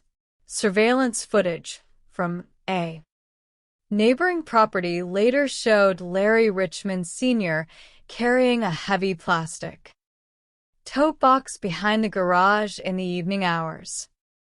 Armed with this information, law enforcement officers descended on the property, utilizing digging equipment to search the backyard. Near a fire pit, they discovered several buried firearms, while the specific murder weapon was not among them. The discovery of the buried weapons severely damaged Larry Sr.'s credibility. The final piece of the puzzle was unlocked through digital forensics. Investigators had seized 2 cellular phones from Larry Richmond Sr., but they lacked the passcodes to bypass the security encryption. A high-tech crime unit utilized advanced algorithmic software running continuous password variations over a period of nearly 8 months before successfully gaining access to the device. The recovered location data was definitive. On the evening of the murder, Larry Richmond Sr.'s phone was tracked moving slowly through the immediate area surrounding the Dorr residence between 6 o'clock and 6:30 post. Meridian, the device was active in the alleyway behind Robert's home. This was a critical finding, as Robert's arrival time that evening was atypical. He was covering a shift for a colleague, a detail known only to his wife, Elizabeth. The cellular tracking showed that Larry's phone was powered off at 6:52. Post-meridian, just minutes before the shooting occurred, it remained inactive until 7:11 post-meridian, when video surveillance at a nearby Circle K convenience store captured Larry Sr. entering the establishment. Despite the cold February temperatures, he was wearing only jeans and a sleeveless shirt, appearing remarkably unconcerned. Based on this accumulation of circumstantial and digital evidence, prosecutors charged both Elizabeth Fox Dorr and Larry Richmond Sr. with murder and conspiracy to commit murder. Elizabeth's trial was held first. The prosecution presented the timeline of the deleted phone call, the financial motivations regarding Robert's firefighter pension, and testimony from Larry Richmond Jr., who claimed to have witnessed a physical display of affection between his father and Elizabeth prior to the murder. The defense argued that the prosecution's case was built entirely on speculation, and that there was no direct evidence linking Elizabeth to a conspiracy. However, after 4 hours of deliberation, the jury returned a verdict of guilty on both counts. Elizabeth was subsequently sentenced to 90 years in prison. Larry Richmond Sr.'s trial followed. His defense team attempted to challenge the geographic data and minimize his connection to the family, but the jury found the evidence of his movements and his prior criminal history compelling. He was convicted of murder and sentenced to life in prison without the possibility of parole. The resolution of the case brought a somber peace to Robert Dorr's family and colleagues. His daughter, Lindsay, and his son, Nathan, expressed relief that the long process had ended, though the pain of their father's absence remained. The Evansville Fire Department later dedicated a brand new fire engine in Robert's honor, ensuring that his legacy of service and protection would continue to ride through the streets of the community he loved. The Goshen Township arson and the cold case of Huron County. In the early morning hours of June 18, 2015, the residents of a quiet suburban street in Goshen, Ohio, were awakened by a sudden, violent explosion. Looking out their windows, they saw massive flames consuming a ranch-style home. The fire was spreading with terrifying speed, venting through every door and window of the structure. Goshen Township firefighters responded to the scene within 10 minutes. Upon arrival, they were faced with a fully involved structure fire. Because the incident occurred in the middle of the night, the crew had to operate under the assumption that occupants might be trapped inside the burning building. Firefighters deployed hose lines and entered the burning structure, crawling through dense, black smoke to conduct a primary search. As they navigated the living room, one of the firefighters crawled over a 5-gallon plastic gasoline can. Moments later, another crew member discovered a second gasoline can inside a bedroom. The presence of accelerant containers in multiple locations within the residence was an immediate indication of incendiary origin. The search confirmed that the house was unoccupied, and the fire chief promptly requested the assistance of specialized arson investigators and the Claremont County Sheriff's Office to process the scene. The owner of the home was identified as Paul Hicks, a railroad foreman employed by a major railway company. Paul had purchased the property as an investment home several months prior. When investigators contacted him, he was staying at a hotel in Bluffton, Ohio, where he had been working throughout the week.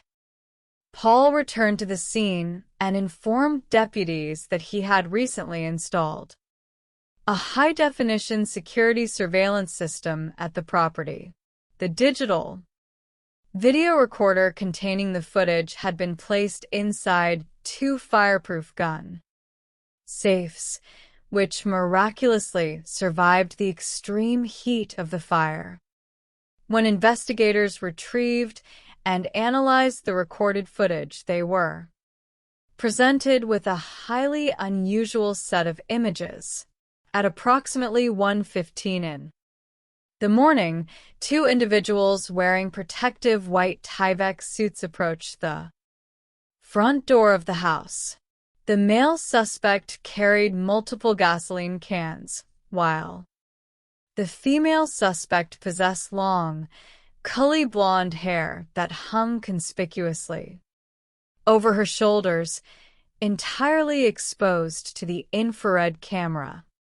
The footage showed the suspects entering the home without any signs of forced entry. Within minutes, the male suspect poured gasoline throughout the interior, while the female suspect was seen carrying a television out the back door. The accelerant was ignited, resulting in a sudden backdraft explosion that blew out the front windows of the house as the suspects fled. As investigators reviewed the footage with Paul Hicks, he immediately and confidently identified the female suspect as his ex-girlfriend, Kelly. He claimed they were embroiled in a bitter custody dispute over their young son, and that Kelly had been harassing him continuously.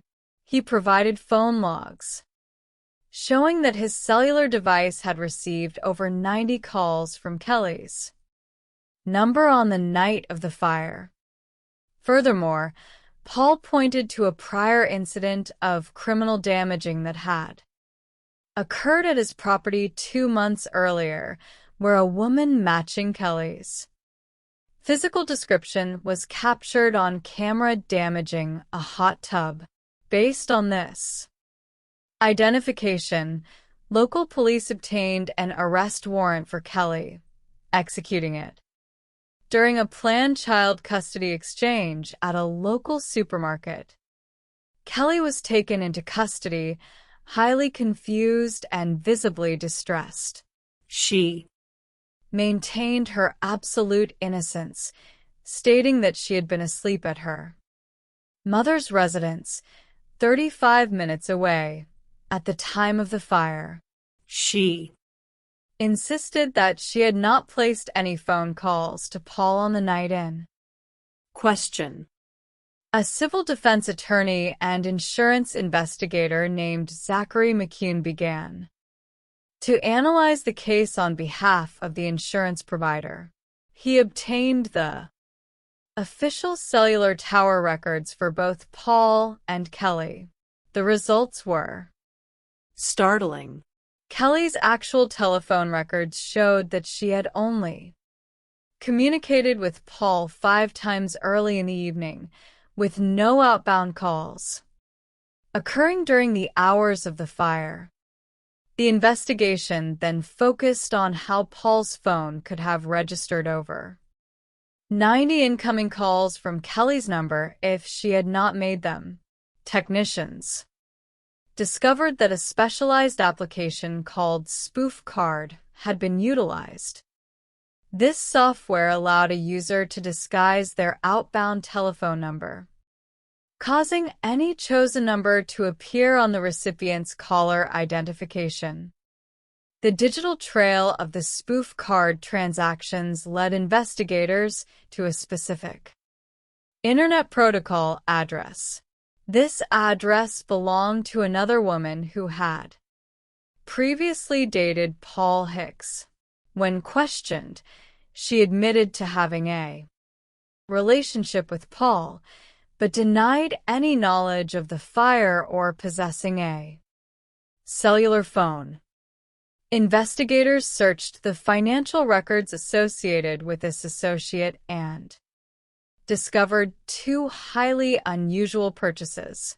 The first was for a synthetic wig, purchased from a local establishment designed to precisely replicate the long, blonde curly hair of Paul's ex-girlfriend, Kelly. The second purchase was a $368 transaction with a custom manufacturing website known as That's My Face. The company specialized in creating realistic, wearable 3-dimensional masks based on digital photographs.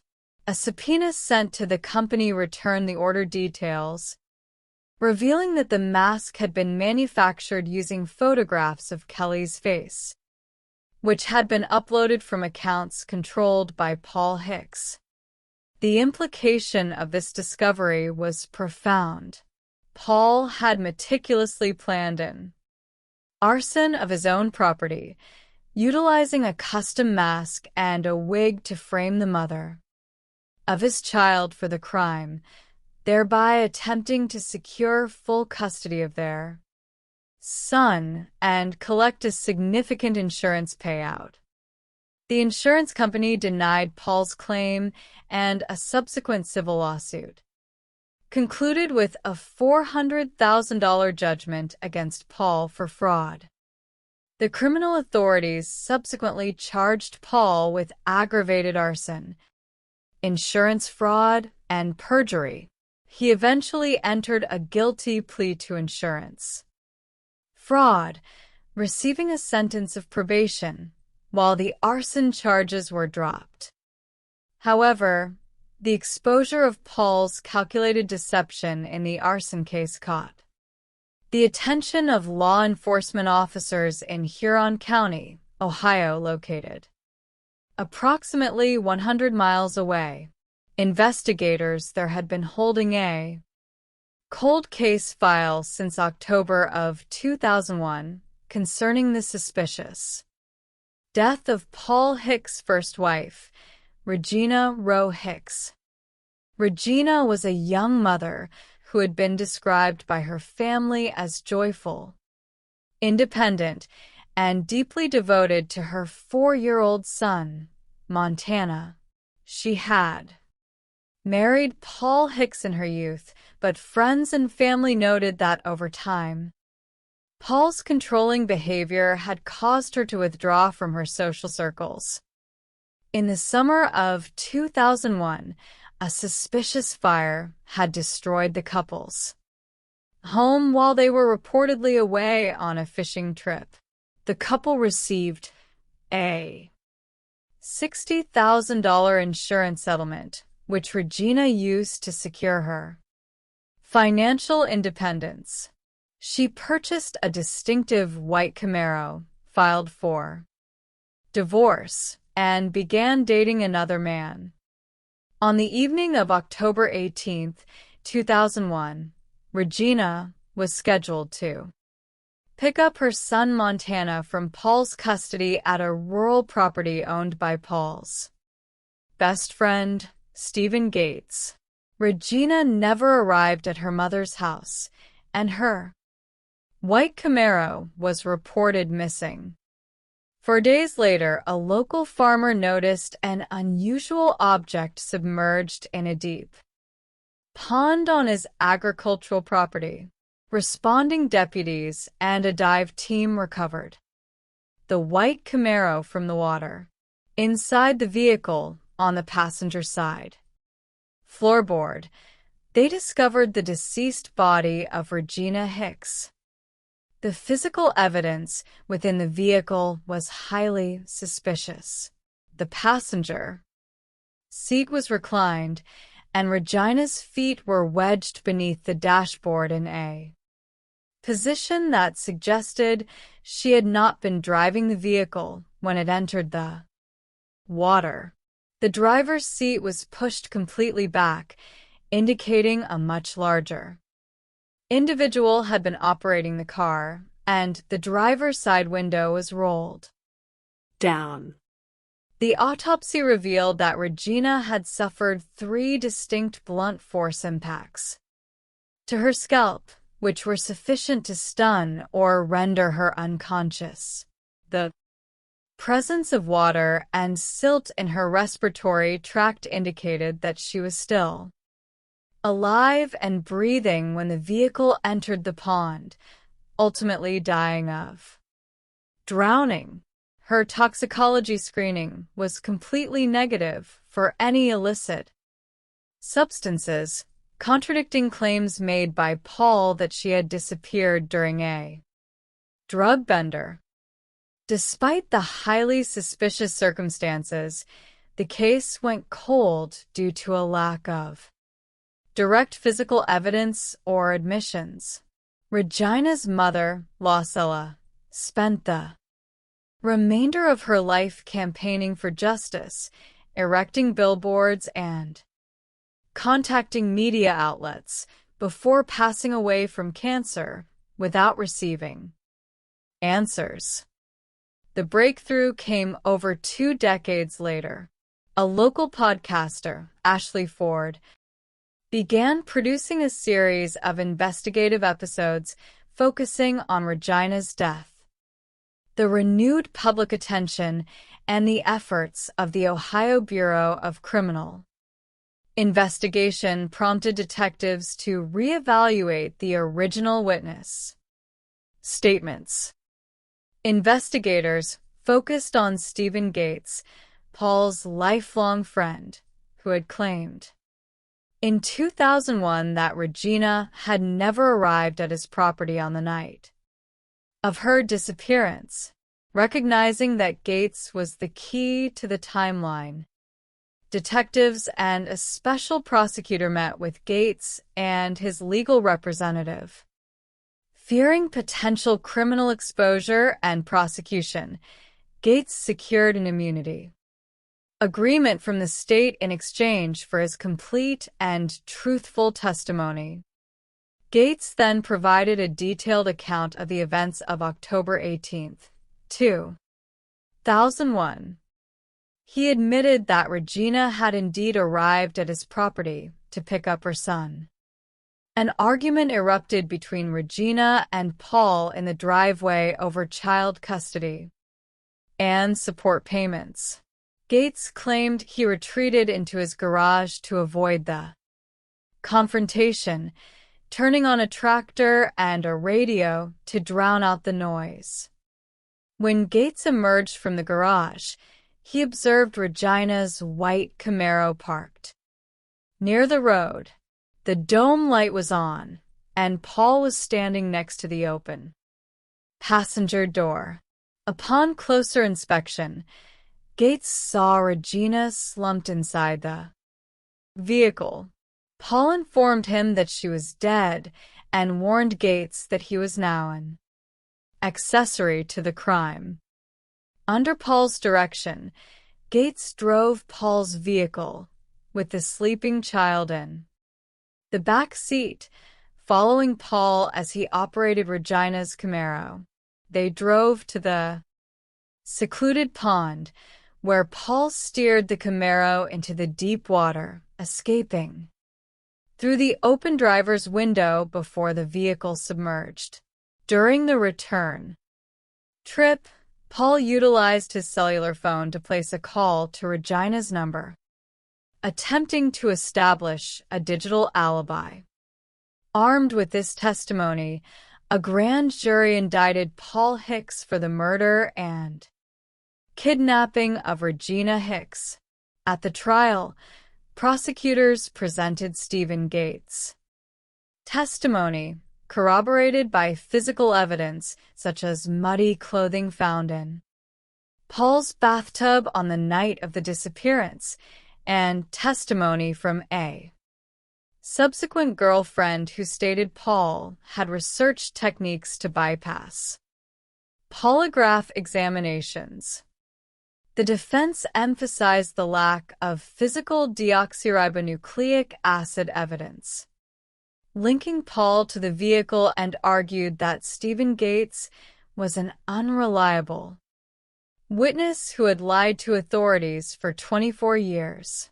However, the jury found the combination of witness testimony and circumstantial evidence compelling, returning a verdict of guilty on all counts after 3 hours of deliberation. Paul Hicks was sentenced to life in prison, with the possibility of parole after 25 years. For Regina's surviving family, the verdict represented the fulfillment of a promise made to her late mother, ensuring that after nearly a quarter of a century, the truth of her disappearance was finally established. The grief author of Park City. In the affluent mountain community of Park City, Utah, residents are accustomed to a lifestyle of serene luxury. The area is famous for its world-class ski resorts, stunning mountain vistas, and high-end real estate developments.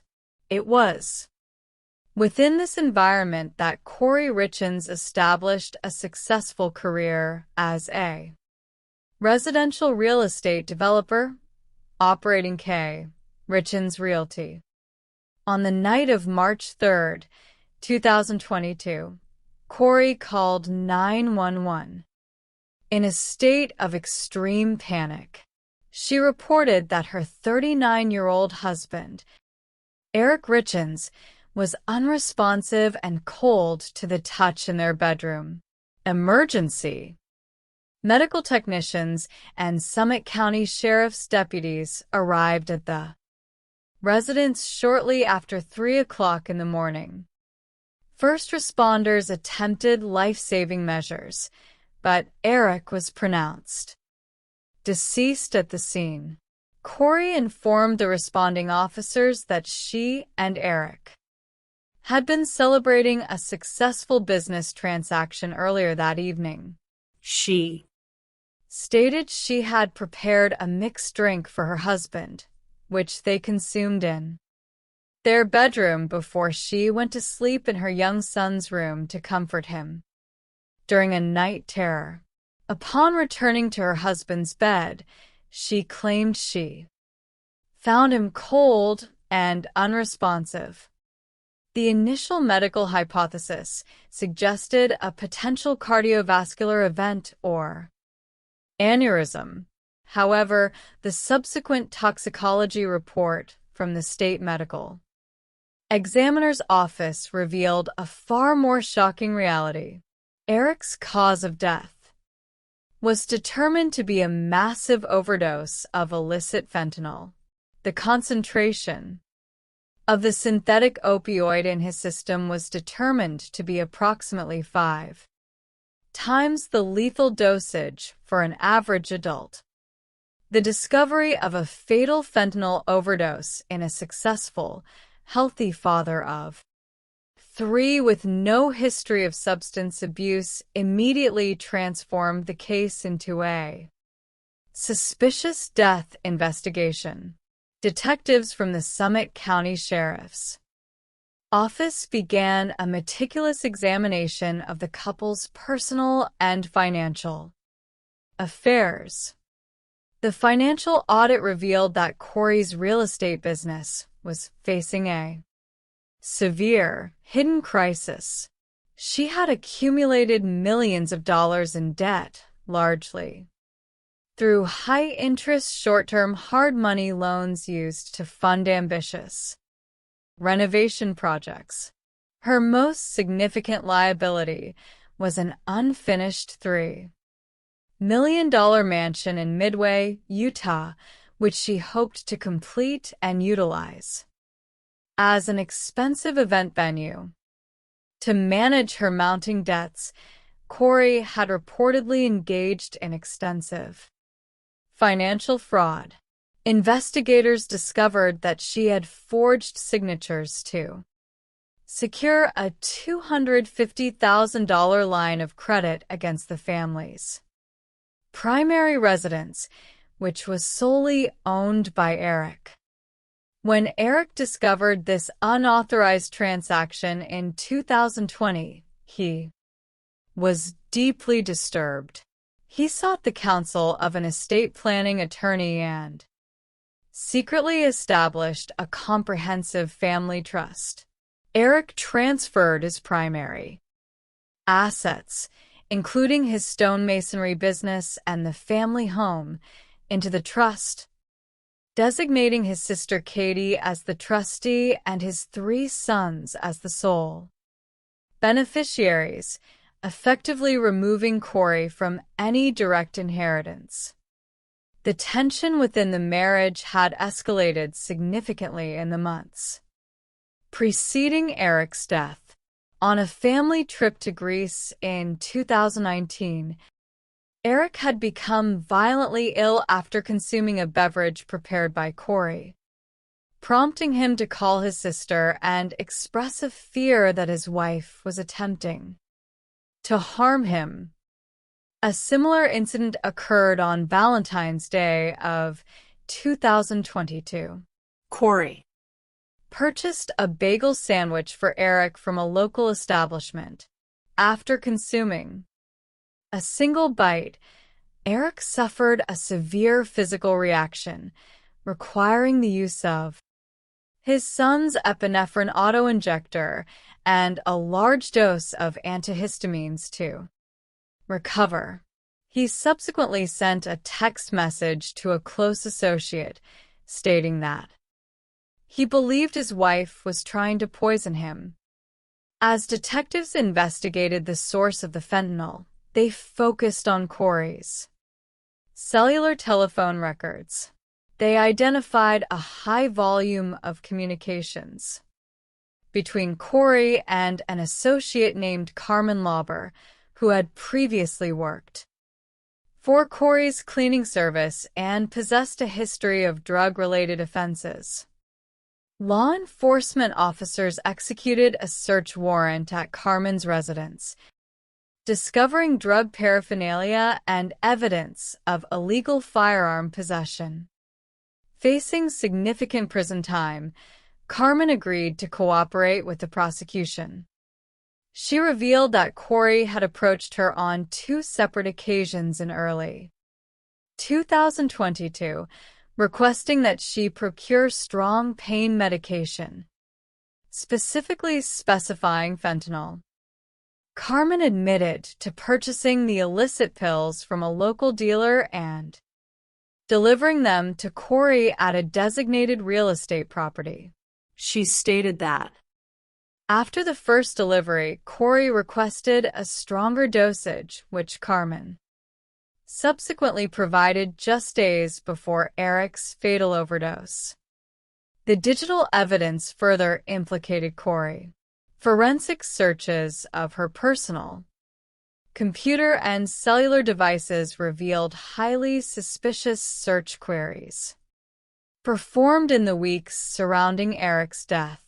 She had searched for information regarding the capability of police to recover deleted text messages, the legal definition of a lethal dose of fentanyl, and whether a poisoning would be designated as a natural death on a death certificate.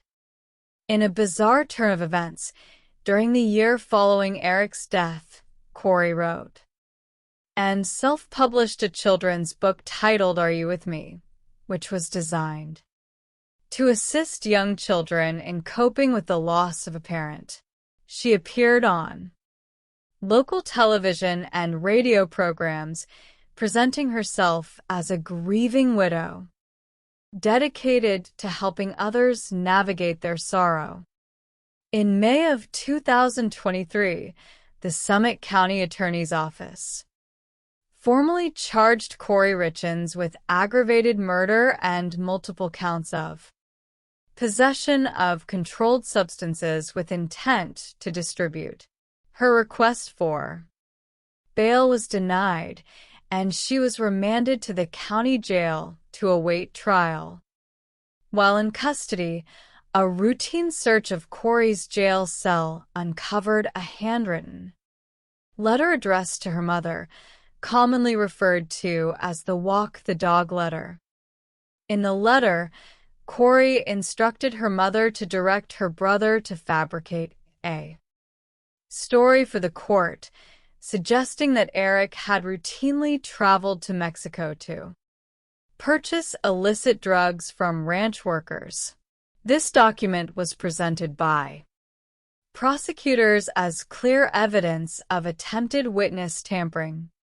Corey's defense team, led by experienced public defenders, attempted to challenge the reliability of Carmen Lauber's testimony, arguing that she had a strong motive to lie to secure her own immunity. They emphasized the absence of any physical fentanyl packaging or direct evidence showing Corey placing the substance in Eric's drink. The high-profile trial commenced in a Summit County courtroom, drawing national media attention. The prosecution presented an exhaustive case over 13 days, detailing the financial motives, the suspicious internet searches, the testimony of the drug suppliers, and the emotional testimony of Eric's sister, Katie. The most dramatic moment of the trial occurred when the prosecution called Robert Josh Grossman to the stand. Grossman was a construction handyman with whom Corey had been engaging in a secret, passionate affair.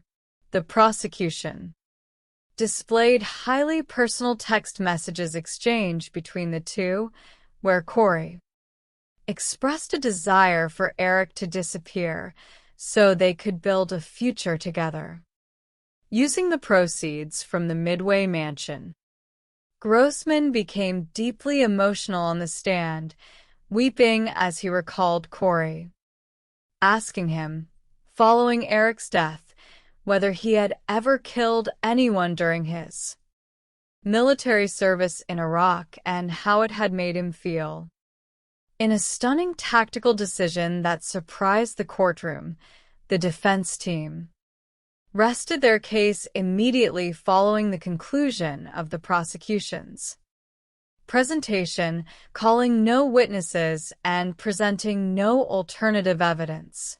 They maintained that the state had failed to meet the high burden of proving guilt beyond a reasonable doubt. After 3 hours of deliberation, the jury returned a unanimous verdict of guilty on all charges, including aggravated murder. Corey Richens faced a sentence of life in prison without the possibility of parole. Her 3 young sons were subsequently placed in the custody of Eric's sister, ensuring they would be raised within the supportive environment of their father's family. The resolution of justice. The analysis of these 3 cases reveals a consistent psychological pattern. In each instance, the perpetrators operated under a profound sense of cognitive bias, believing that their intelligence and social standing would insulate them from suspicion. They viewed their partners not as companions, but as obstacles to their personal, financial, or romantic desires. Whether utilizing a custom-manufactured mask in Ohio, a rare multi-caliber revolver in Indiana, or a lethal dose of synthetic opioids in Utah, these individuals attempted to construct narratives of innocence that ultimately disintegrated under the pressure of methodical forensic science and digital tracking. The successful resolution of these complex investigations stands as a testament to the quiet, persistent dedication of law enforcement officers, digital forensic analysts, and prosecutors. Their collective efforts ensured that the voices of Robert Dorr, Regina Hicks, and Eric Richins were heard in the courtroom, vindicating the principle that truth and justice will ultimately prevail over the most sophisticated deceptions. Section 1. The Silent Sanctuary of Paradise Ranch. The topography of Paso Robles, California, possesses a visual poetry that has long captured the imagination of travelers. Known historically as El Paso de Robles or the Pass of the Oaks, the region is characterized by rolling hillsides dotted with ancient oak trees, quiet horse ranches, and expansive vineyards that bask in the golden light of the Central Valley. Situated halfway between the bustling metropolitan centers of San Francisco and Los Angeles, it has earned a reputation as a tranquil retreat, a fairy tale landscape where the stresses of modern life seem to dissolve.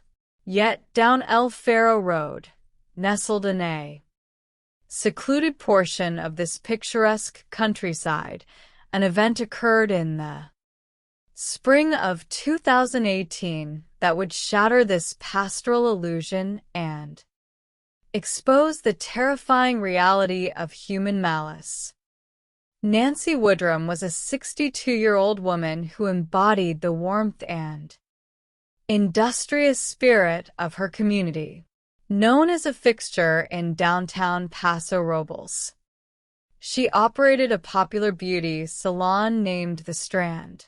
Her clients, many of whom visited her every 3 weeks, did not merely view her as a skilled cosmetologist, but as a cherished confidant. She possessed a rare capacity for openness, generosity, and kindness, forming immediate bonds with those who sat in her chair. This gift of connection was shared by her daughter, Amanda, with whom she maintained a deep and unbreakable relationship. Beyond her professional life, Nancy was a woman of quiet passions.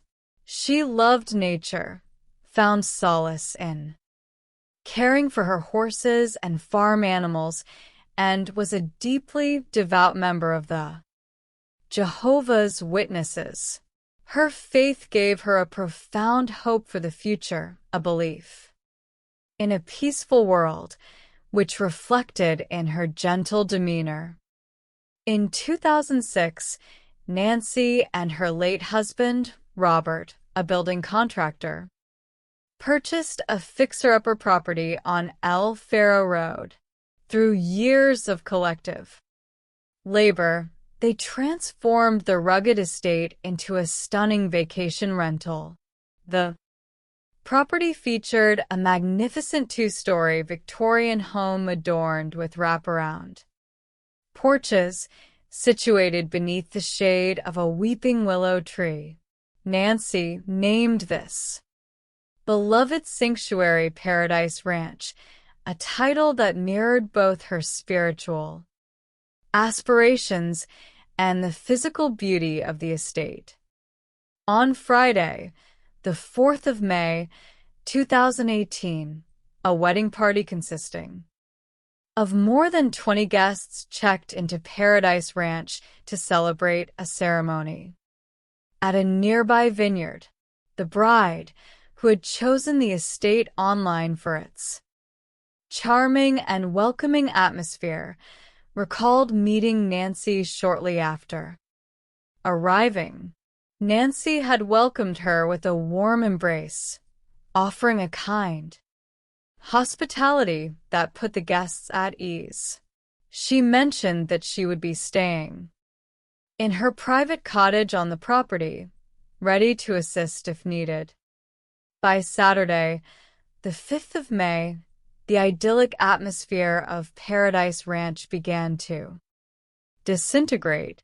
Amanda received a concerning telephone call from a neighbor.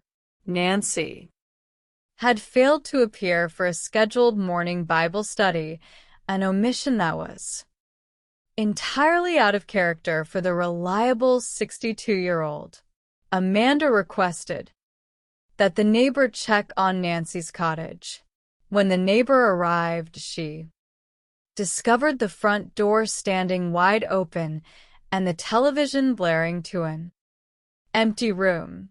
Sensing that something was deeply amiss, the neighbor urged Amanda to come to the property immediately. Upon her arrival, Amanda was confronted by a scene that would haunt her memory.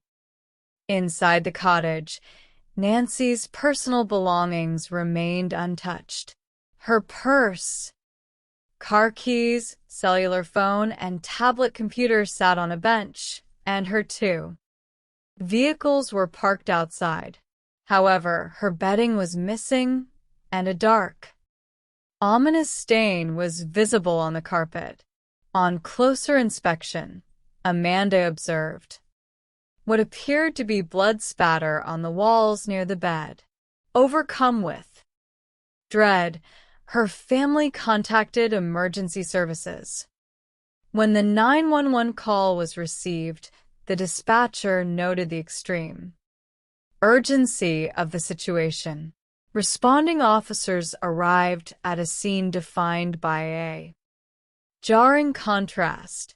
On one side of the property, a wedding party of more than 20 guests was actively preparing for a joyous celebration.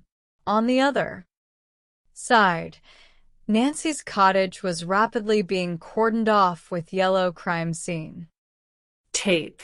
The San Luis Obispo County Sheriff's Office deployed canine units, search teams, and helicopters to comb the surrounding foothills and nearby riverbeds.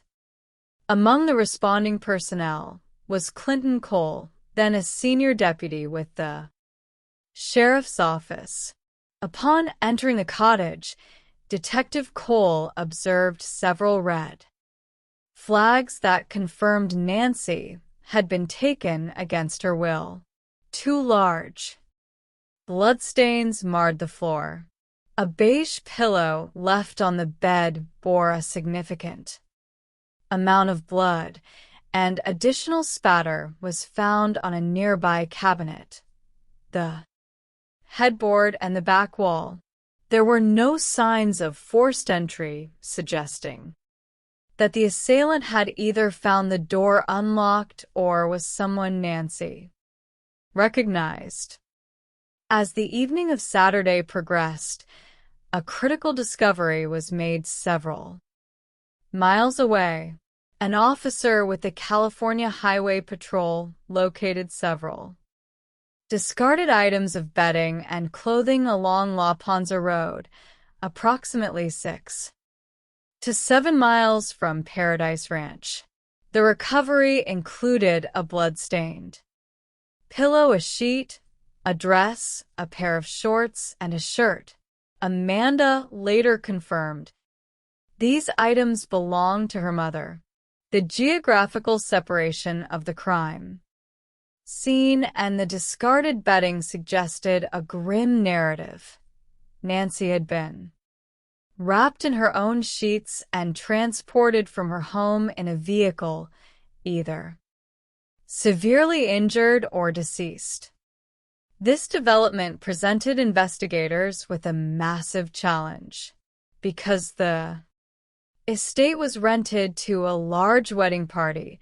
Detectives were suddenly faced with a pool of more than 20 potential suspects who had direct access to the property.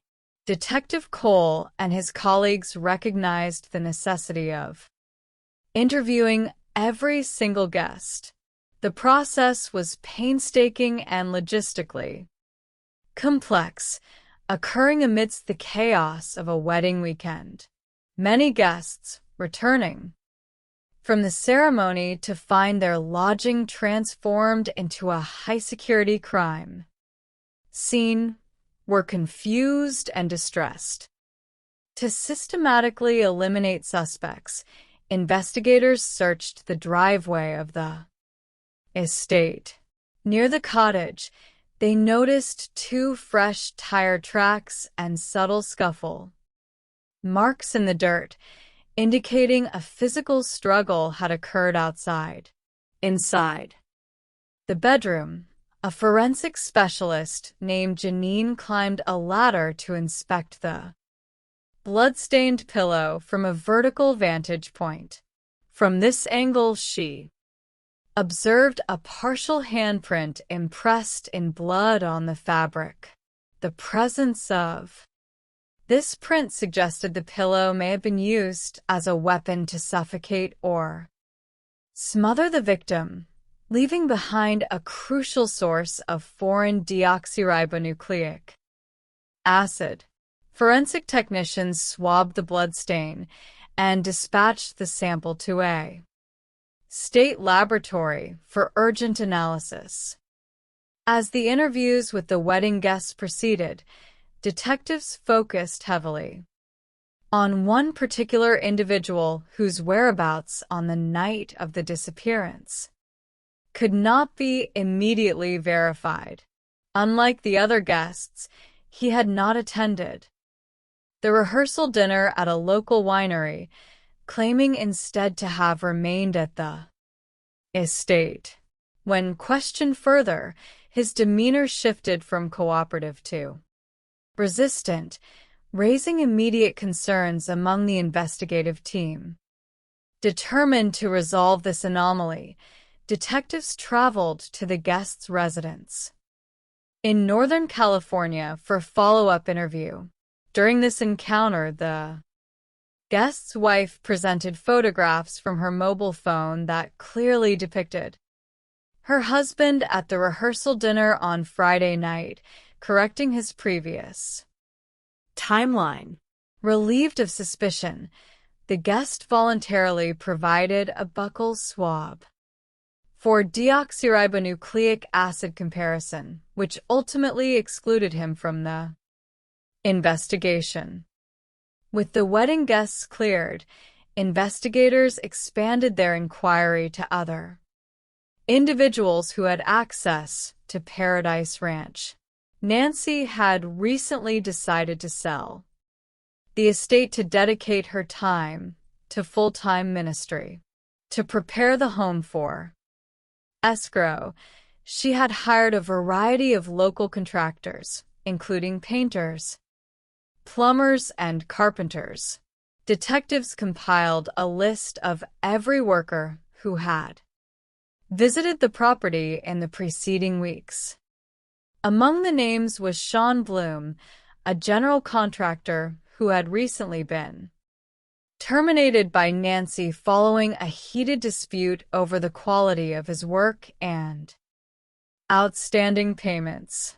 Amanda reported that the interaction had been highly contentious, with the contractor expressing significant frustration over withheld funds. When interviewed, Sean openly acknowledged his dislike for Nancy and his financial grievances, even showing detectives text messages where he threatened legal action. However, his initial refusal to provide a biological sample without legal counsel created temporary suspicion. He later relented and voluntarily submitted his deoxyribonucleic acid, which did not match the profile, recovered from the pillow. Investigators also explored a potential conflict closer to home. Information arose suggesting Nancy had a strained relationship with her estranged son, Chad. When interviewed, Chad admitted he had not spoken to his mother face-to-face in approximately 5 years, citing deep-seated anger regarding the religious environment of his upbringing. Surprisingly, telephone records revealed that Nancy and Chad had exchanged text messages on the night of her disappearance, as Nancy attempted to find common ground. Chad's initial refusal to cooperate with law enforcement prompted investigators to place him under surveillance. After observing him discard empty beer bottles from his vehicle, officers retrieved the items for forensic testing. The resulting analysis cleared Chad of any involvement in his mother's disappearance. By the second week of the investigation, the case appeared to stall. Despite thousands of hours of work, detectives lacked a definitive lead. It was during this period of frustration that investigators made a critical discovery within Nancy's cellular telephone records. At exactly 12:17 in the morning, on Saturday, the 5th of May, an emergency call had been attempted from Nancy's phone. The call lasted for 0 seconds, indicating it had been disconnected. Almost instantly, this brief electronic signal provided investigators with a precise timestamp for the assault. In search of new avenues, the sheriff's office decided to utilize a cutting-edge digital investigative tool known as a Google geofence search warrant. At the time, this was one of the first instances of a geofence warrant being executed by a law enforcement agency in California by establishing a virtual boundary around the coordinates of Paradise Ranch during the specific hours surrounding the 12:17 morning timestamp. Investigators requested that Google identify any active cellular devices that had entered the area. The resulting data provided a breakthrough. While the devices of the sleeping wedding guests were largely inactive, the geofence data identified a single anonymous device that had pinged near Nancy's studio cottage at 1:33 and 1:52 in the morning. Armed with the specific device identification number, investigators secured a secondary warrant for subscriber information. In November of 2018, Google returned the subscriber identity. The device belonged to Carlo Fuentes Flores, a 36-year-old local painter, who had been hired to stain the decks at Paradise Ranch. The revelation shocked investigators. Carlo had been interviewed briefly during the initial phase of the case. During that initial telephone call, he had been exceptionally polite, cooperative, and friendly, expressing sadness over Nancy's disappearance. He recalled how kind Nancy had been to him, even remembering that she had given him a tamale as a gesture of appreciation for his hard work. He had presented himself as a devoted father and an industrious craftsman with no criminal record in either the United States or Mexico. However, a deeper forensic examination of Carlo's digital history painted a far more sinister portrait. Investigators discovered a distinct dichotomy in his personality. By day, he was a courteous and professional tradesman. By night, he engaged in heavy drinking and obsessive internet searches. His browser history revealed a strong preoccupation with older women, characterized by searches for specific adult videos and local escort services. Furthermore, his phone contained numerous self-shot videos of encounters with various women, revealing a secret life of compulsion that contrasted sharply with his public persona. To secure an arrest warrant, investigators needed physical evidence linking Carlo to the crime scene. A special operations unit placed him under surveillance. Officers followed him and his wife to a local restaurant, where they watched him consume a beverage from a plastic Coca-Cola bottle. Once Carlo departed, detectives retrieved the abandoned bottle from the table. The deoxyribonucleic acid extracted from the bottle was compared to the profile obtained from the bloody handprint on Nancy's pillow. It was a perfect match. On the morning of his arrest, Carlo was brought to an interrogation room at the sheriff's station. Detectives Cole and his partner proceeded with a structured questioning strategy. They initially focused on placing Carlo at the property, prompting him to describe his work on the decks. Carlo willingly complied, but when asked if he knew where Nancy slept, he denied any knowledge of her private quarters, claiming he only used a bathroom in the main house. Detectives then presented the physical evidence, informing Carlo that his deoxyribonucleic acid had been recovered from Nancy's bed. Confronted with the scientific certainty of his guilt, Carlo's physical demeanor changed visibly. He began to tremble, and his heart rate escalated. He confessed to killing Nancy, but initially attempted to frame the death as a tragic accident.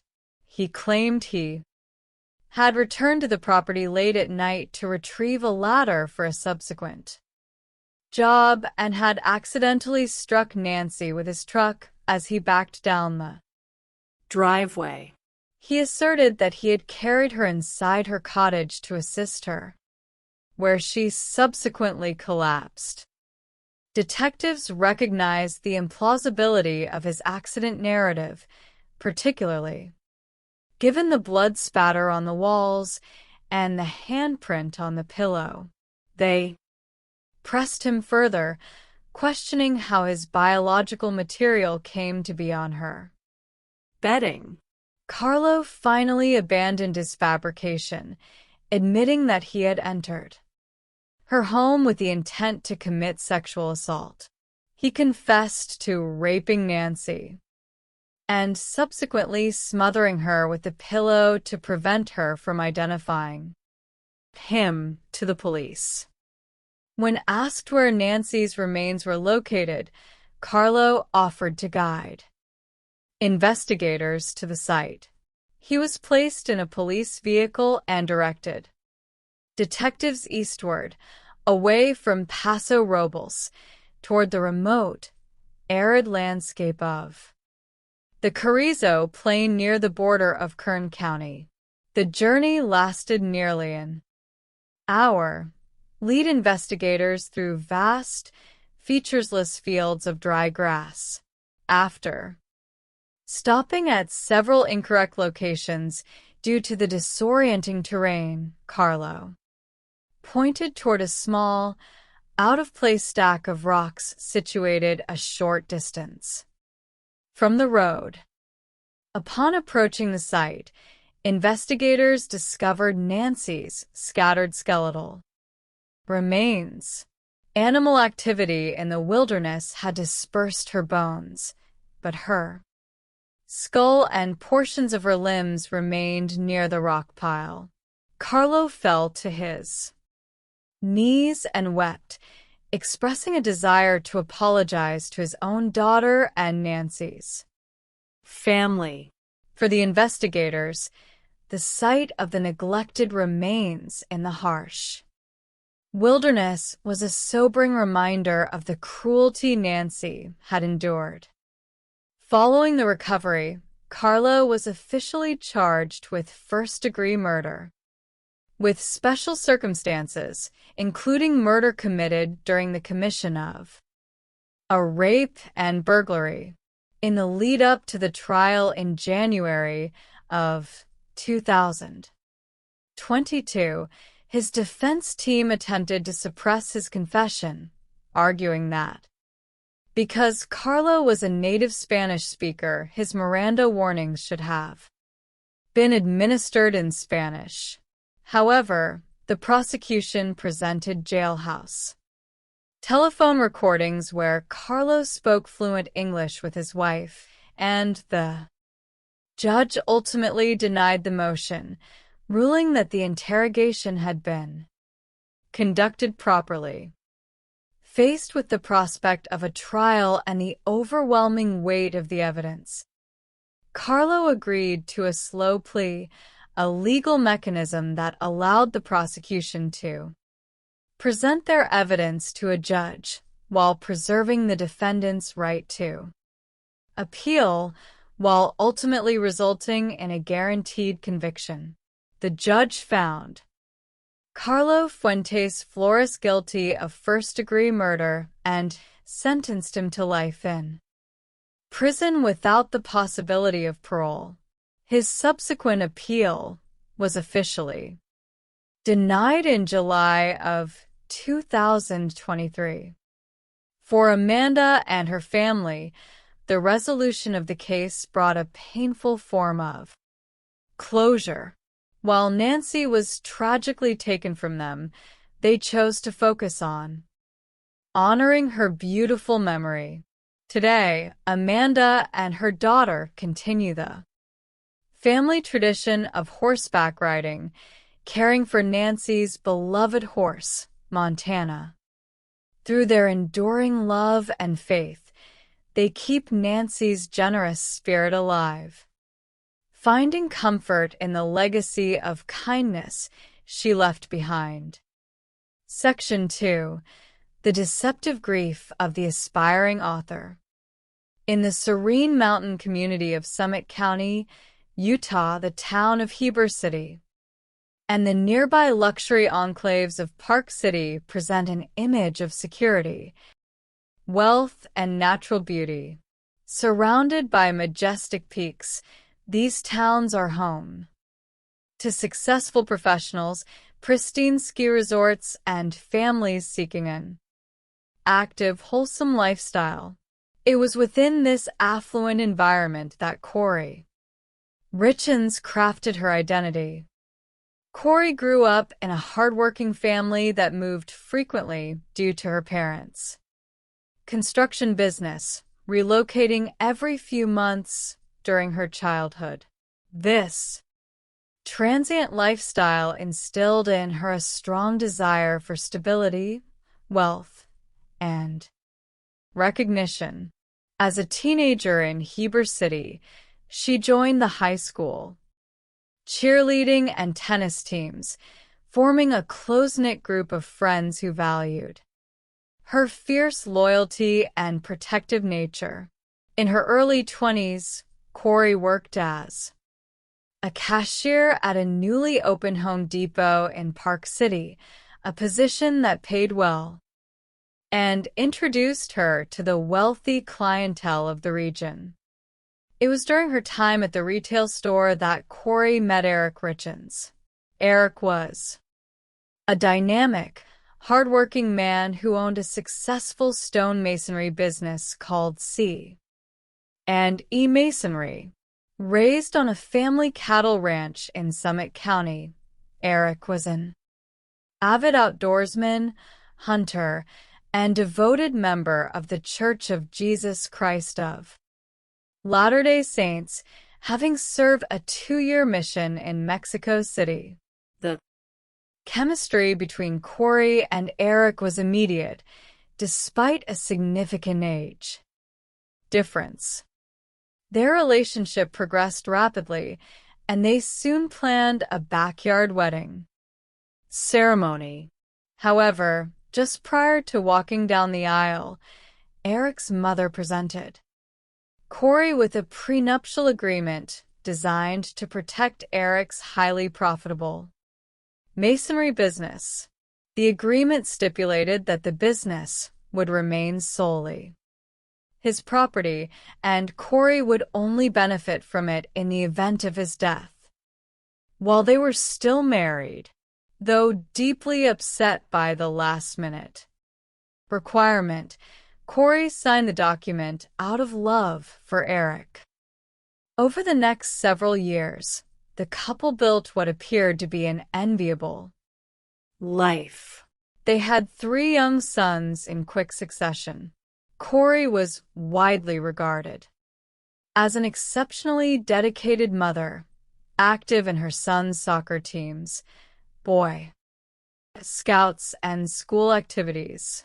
Eric was equally involved, coaching youth sports and sharing his love for the outdoors with his boys. As Eric's masonry business grew into a multi-million-dollar enterprise, the family enjoyed a lavish lifestyle, taking frequent cruises, dining at expensive restaurants, and purchasing high-end vehicles. Desiring professional achievement of her own, Corey launched a real estate and house flipping business in 2019 called K. Richens Realty. Her ambition was fueled by memories of her youth when she cleaned the toilets of wealthy Park City residents for her aunt's cleaning service. Corey dreamed of owning the luxury mansions she once cleaned, and her business grew rapidly.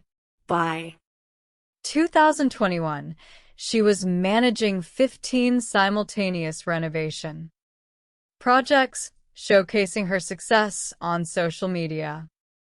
Among her real estate ventures, Corey became obsessed with a distressed 20,000-square-foot mansion in Midway, Utah, valued at nearly $3 million.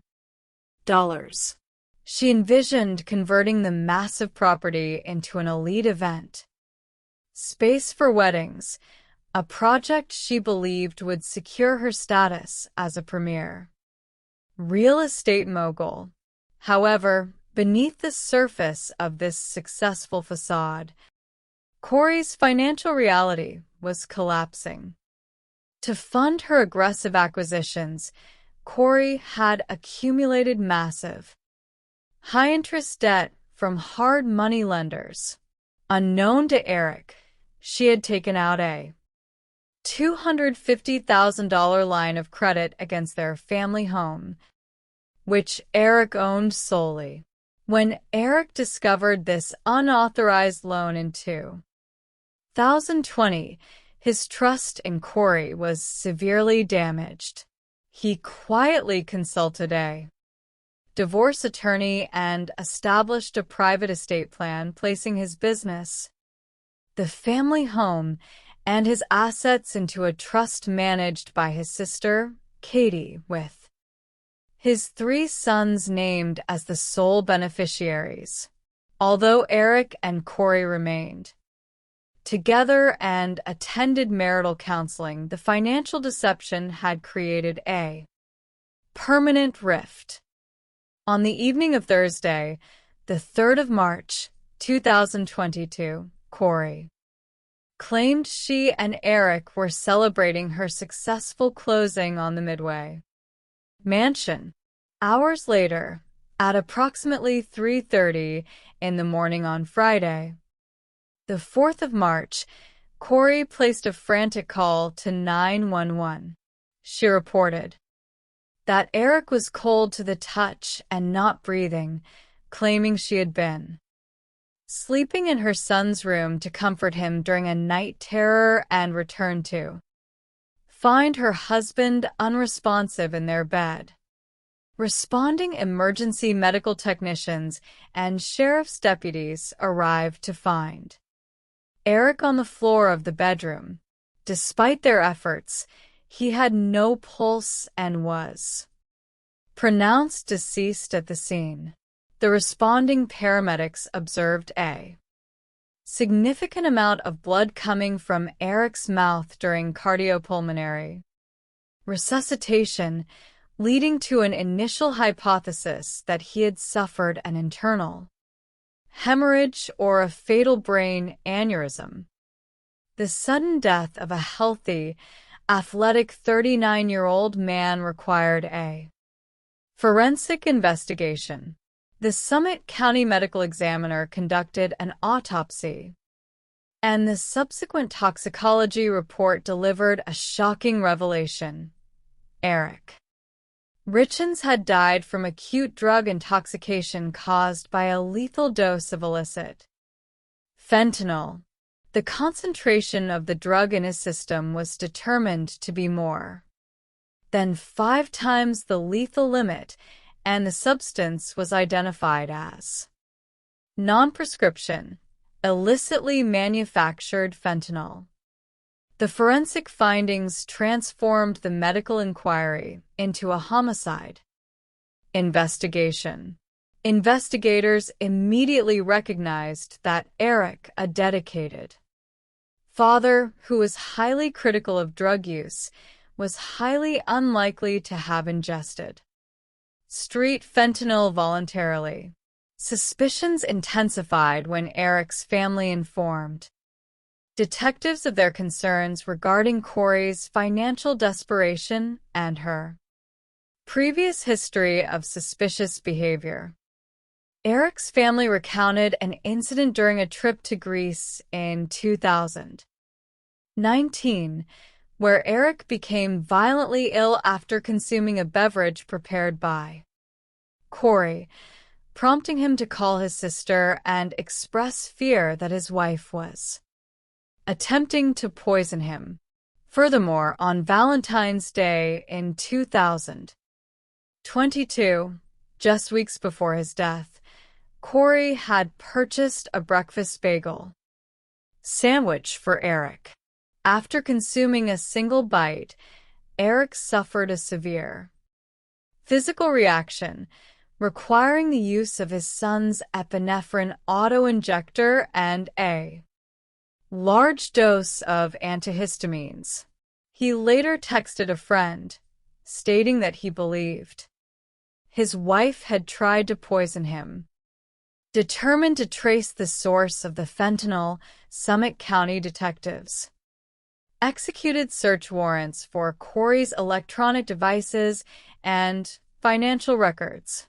A private investigator hired by the Richens family analyzed thousands of text messages, identifying frequent communications between Corey and an employee named Carmen Lauber. Carmen, who had a history of drug-related arrests, had been hired by Corey to clean her renovation properties. Investigators confronted Carmen, who was facing significant drug and weapon charges following a search of her residence. Seeking leniency, Carmen confessed that Corey had approached her in early 2022, requesting that she procure strong prescription pain medication for an investor with a back injury. Carmen admitted to purchasing 30 illicit fentanyl pills from a local dealer named Robert Crozier and delivering them to Corey. Shortly after the Valentine's Day incident, Corey requested even stronger pills. Carmen complied, delivering a second batch of 15 high-potency fentanyl pills to Corey on the 26th of February, just 6 days before Eric's death. As the criminal investigation intensified, Corey continued to present herself to the public as a grieving widow, seeking a constructive outlet for her children's grief. She claimed she could find no literature suitable for young boys coping with the sudden loss of a father. Utilizing a ghostwriter, she self-published a children's book titled Are You With Me? The book, written from a child's perspective, featured illustrations of Eric as an angel watching over his sons at their soccer games and bedtime. Corey dedicated the book to her amazing husband, promoting it on local television and radio programs. Her public appearances portrayed a picture of vulnerability and maternal strength, earning the sympathy of her community. However, the facade was officially dismantled on the 8th of May, 2003, when Corey Richins was arrested and charged with first-degree aggravated murder and multiple counts of possession of controlled substances with intent to distribute. During her pretrial detention, a search of her jail cell revealed a highly incriminating 4-page handwritten document hidden in her mattress. titled Walk the Dog. The letter was addressed to her mother, outlining a detailed plan to instruct Corey's brother, Ronnie, to provide false testimony. The document requested that Ronnie claim Eric had admitted to obtaining pain medication and fentanyl from ranch workers in Mexico, an obvious attempt to manufacture an alternative explanation for the source of the fatal drugs.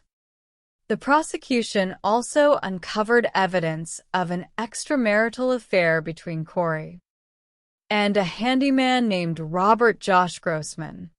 Thousands of text messages exchanged daily between the two in the weeks preceding the murder revealed Corey's deep infatuation and her desire to build a life with him. In one text sent just 48 hours before Eric's death, Corey urged Grossman to hang in there until Friday, promising that life is going to be different. The trial of Corey Richins commenced in a packed courthouse near Park City. The prosecution presented a meticulous case, detailing her crushing $4.5 million debt, her fraudulent life insurance policies taken out on Eric without his knowledge, and the testimony of Carmen Lauber regarding the illicit fentanyl purchases. The state's witnesses included Eric's sister, Katie, who described the family's enduring grief, and Josh Grossman, who testified to the affair and recalled a chilling conversation after Eric's death where Corey asked him if he had ever killed anyone during his military service in Iraq. In a stunning legal maneuver, the defense team, led by public defenders Kathy Nestor and Wendy Lewis, rested their case without calling a single witness or presenting an alternative narrative. They argued that the state had failed to prove how the fentanyl was physically introduced into Eric's system, maintaining that the prosecution's case was built entirely on circumstantial associations. Following a brief 3-hour deliberation, the 8-member jury returned a unanimous verdict finding Corey Richins guilty of first-degree aggravated murder and all associated charges. The conviction brought profound relief to Eric's family, who had endured a painful multi-year struggle for justice. While the legal resolution ensured that Corey would face life in prison, the true Tragedy remained the 3 young boys who had lost both their father to violence and their mother to her own calculated greed. Section 3. The Trapped Firefighter and the Alleyway Ambush. The city of Evansville, Indiana, prides itself on a strong sense of community, where neighbors support one another and first responders are held in the highest esteem. Robert "Robbie" Dorr was the personification of this civic pride. A. Veteran firefighter with 28 years of service on the Evansville Fire Department, Robbie was a respected leader, a dedicated mentor to rookie firefighters, and a local hero who had once rescued a young child from a burning building. To support his family, he worked a second job as a manager at a local restaurant, Taco John's, exemplifying his tireless work ethic. In 2018, Robbie married Elizabeth Becky Fox, a woman who had experienced a turbulent childhood in foster care and had been married 5 times. Previously, Robbie was deeply committed to providing Elizabeth with a stable, comfortable life, adopting her youngest children as his own and attempting to foster a strong relationship with her sister, Mandy.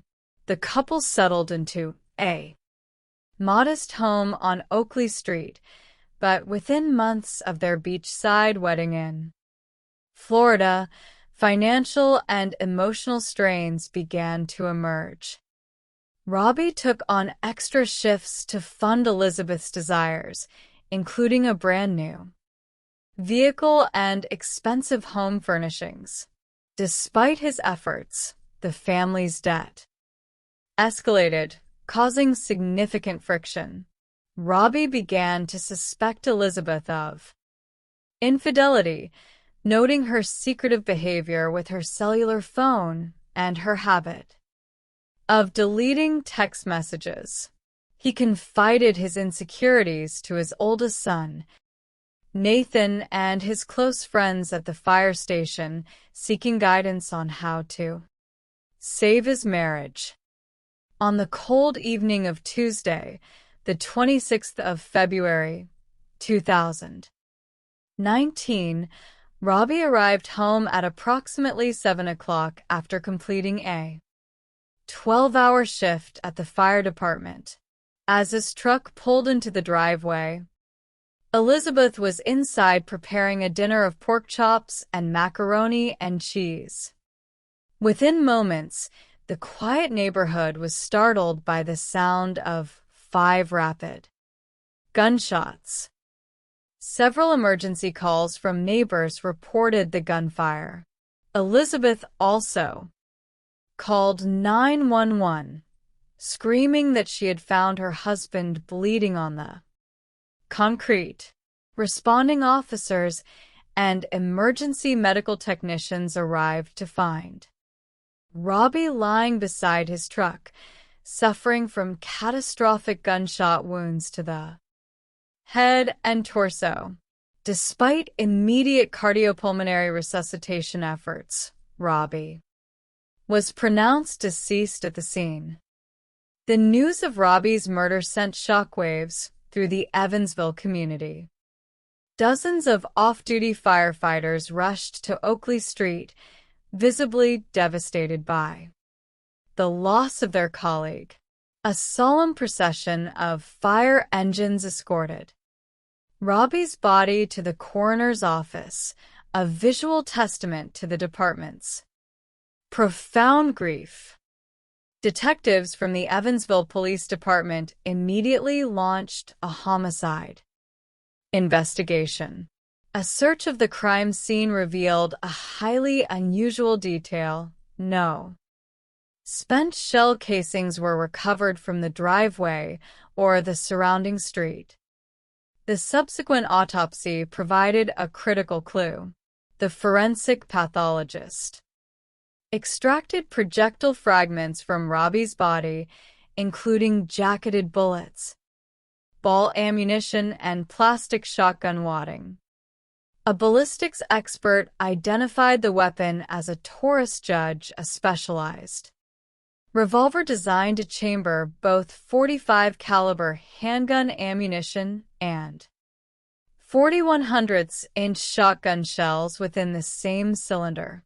The absence of spent casings at the scene aligned with the use of a revolver, which retains empty casings inside the cylinder after firing. Armed with this specific ballistic profile, investigators searched regional databases for stolen or recently purchased Taurus Judge revolvers. They discovered that a local pawn shop, River City Pawn, had recently reported the theft of a Taurus Judge. A key employee at the pawn shop was Larry Richmond, Jr., the son of a convicted felon named Larry Richmond Sr. Detectives discovered that Larry Richmond Sr. was currently on probation for a previous murder conviction, having served 20 years of a prison sentence for knowingly killing a man when he was 17 years old.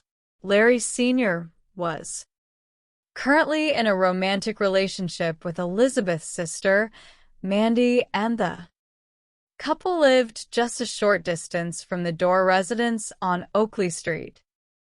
Through a forensic download of Elizabeth's cellular phone, investigators identified a highly suspicious gap in her call history.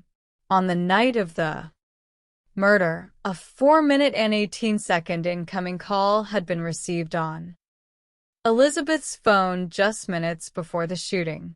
This call had been manually deleted from the device's call log. However, a subpoena issued to the cellular service provider revealed the call had originated from a device used by Larry Richmond Sr. When interviewed by detectives, Elizabeth repeatedly denied any memory of the phone call or any connection to Larry Sr. Her persistent falsehoods prompted prosecutors to charge her with obstruction of justice, and she was briefly held in custody before securing bond. Simultaneously, Larry Richmond Jr. was questioned regarding the stolen revolver. He confessed to stealing the Taurus Judge from his employer and delivering it to his father. He also revealed a critical piece of information. His father had been engaging in a secret romantic affair with Elizabeth.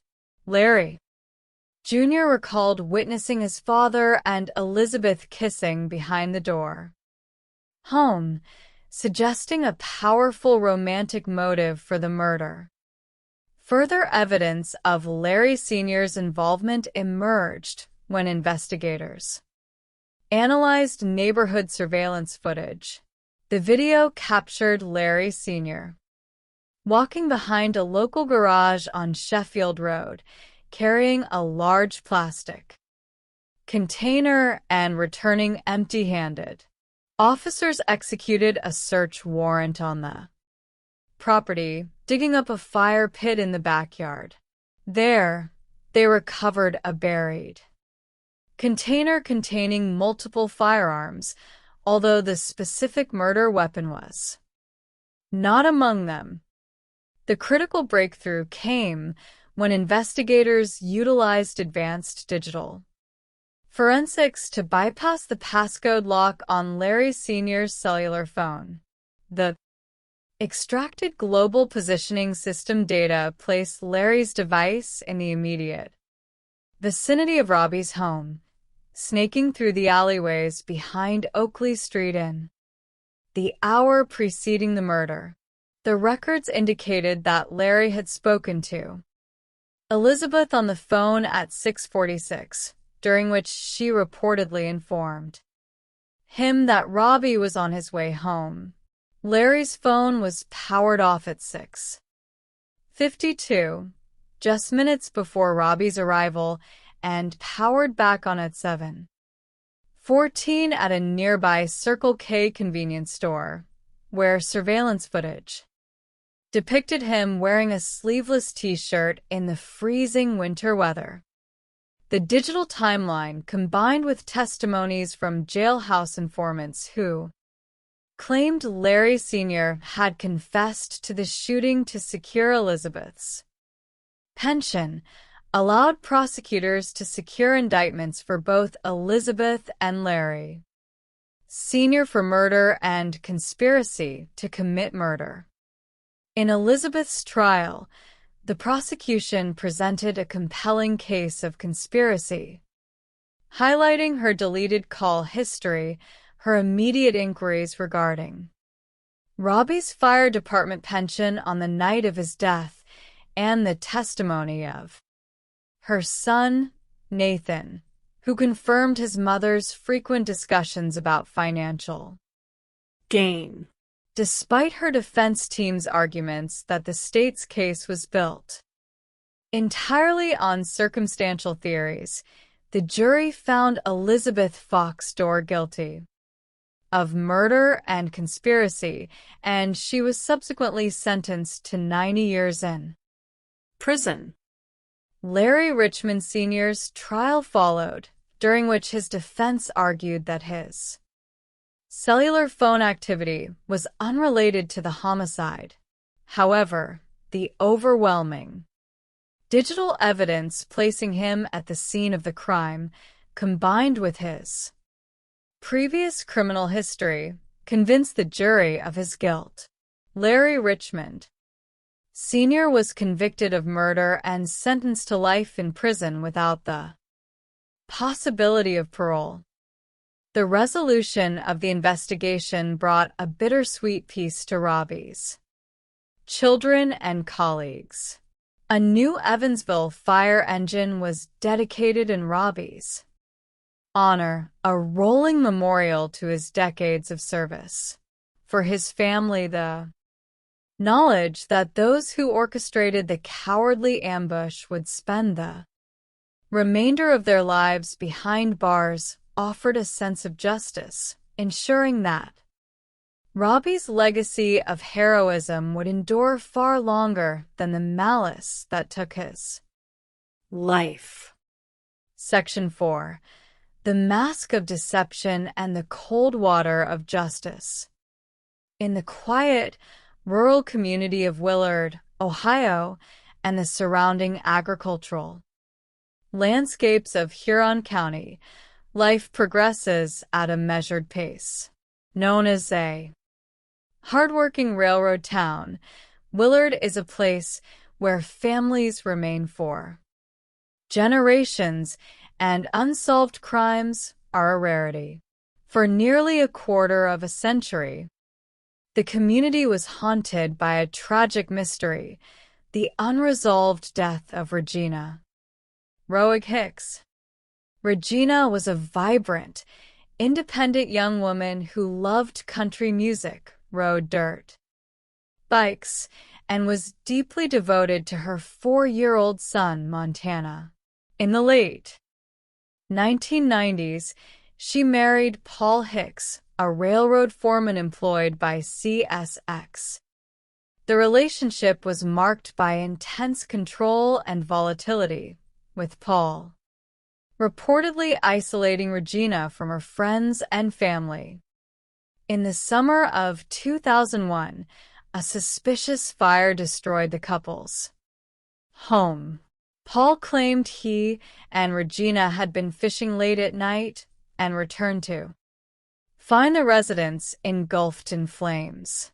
The insurance settlement of $60,000 provided Regina with a newfound financial independence. She filed for divorce, purchased a distinctive white Chevrolet Camaro, and began a relationship with a supportive new boyfriend, Mikey Perkins. On the evening of Thursday, the 18th of October, 2001, Regina was scheduled to pick up her son, Montana, from Paul at the home of his close friend, Stephen Gates. Regina spent the afternoon shopping with Mikey before dropping him off. She called Stephen Gates' home at 7:53, confirming she was on her way. She never arrived, and she was never seen alive again. 4 days later, a farmer in rural Huron County observed an unusual object submerged in the center of a deep farm pond. Responding sheriff's deputies and a dive team recover Regina's white Camaro from the water. Inside, positioned on the passenger side floorboard, was Regina's deceased body. The subsequent forensic investigation revealed several anomalies. Regina's boots and clothing were caked in thick mud, and her boots bore a distinct swipe mark on the passenger door, suggesting she had been pushed into the vehicle rather than driving it. The driver's seat was pushed far back, accommodating a much taller individual, and the vehicle was stuck in second gear with the driver's window rolled down. The autopsy revealed 3 blunt force strikes to her scalp, which had incapacitated her, but the cause of death was determined to be drowning, indicating she was unconscious but still breathing when the car entered the pond. Despite intensive questioning, Paul Hicks presented a solid alibi, claiming Regina had never arrived at the Gates property and suggesting her death was the result of a drug transaction gone wrong, though toxicology reports confirmed she had no substances in her system. Lacking physical evidence or confessions, the investigation went cold, leaving Regina's mother, Losella, to spend the remainder of her life campaigning for justice before passing away from cancer. 14 years later, in June of 2015, a catastrophic house fire occurred in Goshen, Ohio, a suburb of Cincinnati. The property belonged to Paul Hicks, who claimed he was staying in a hotel 100 miles away for his railroad job.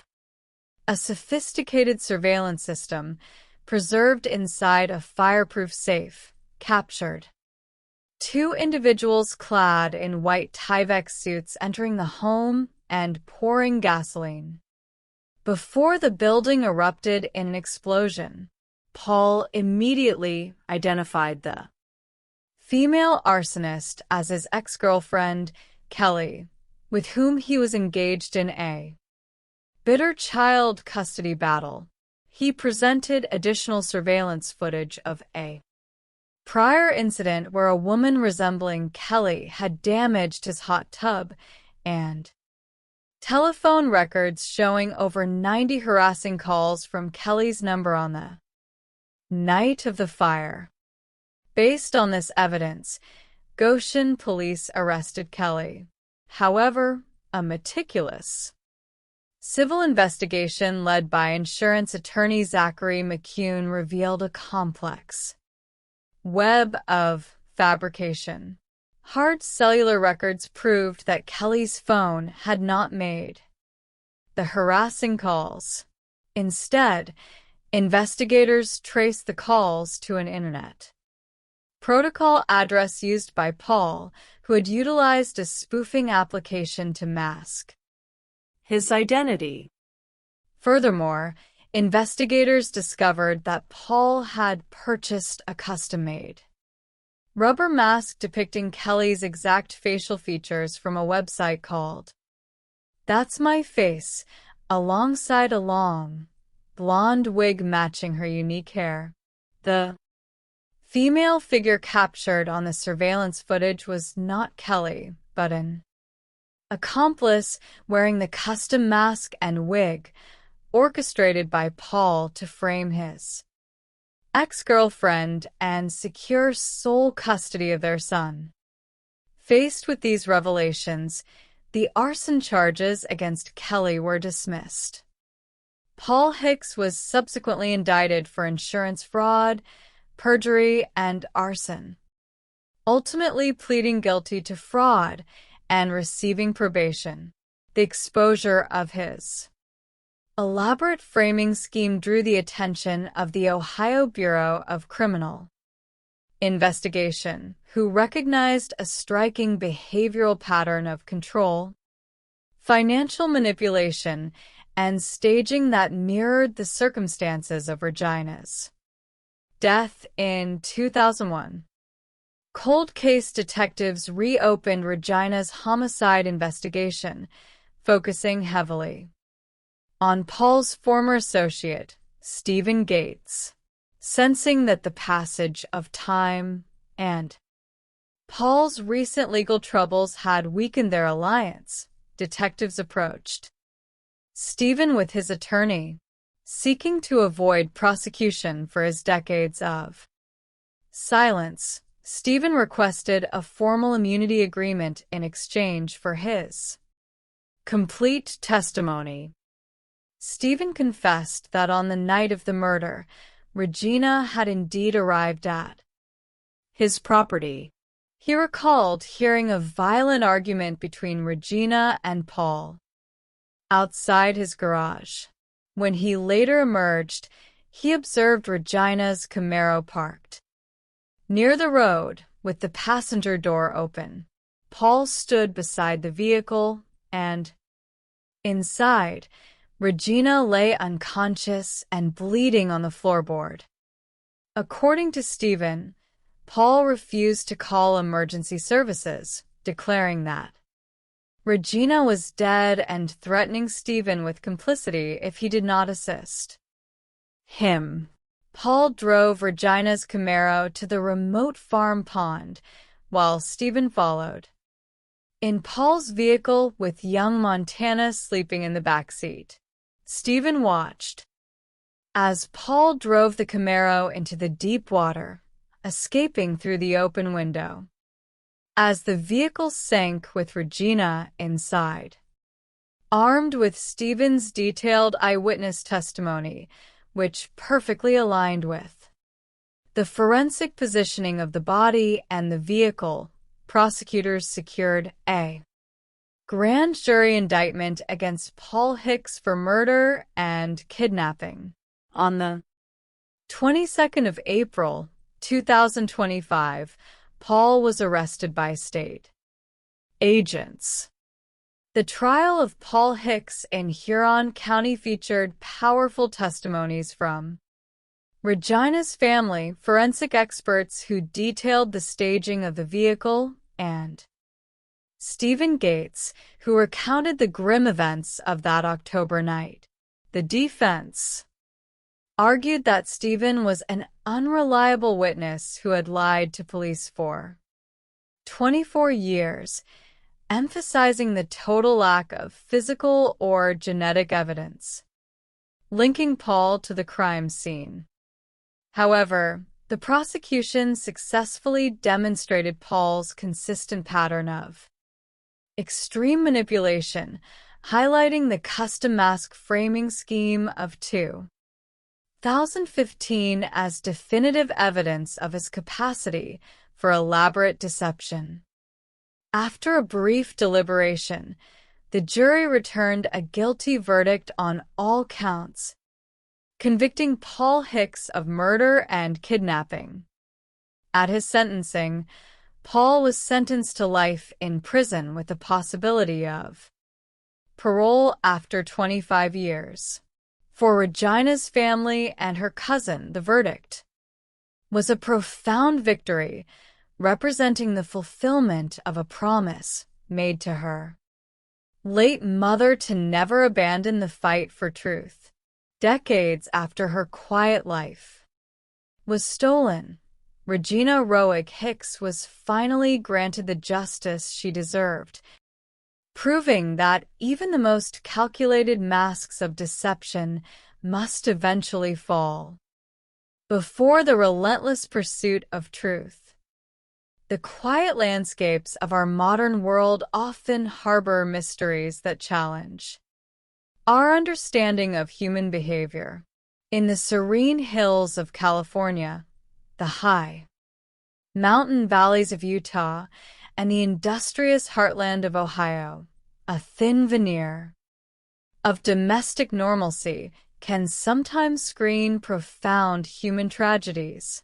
To examine these events through the dual lenses of criminal psychology and dedicated forensic science is to observe a persistent struggle between deception and truth.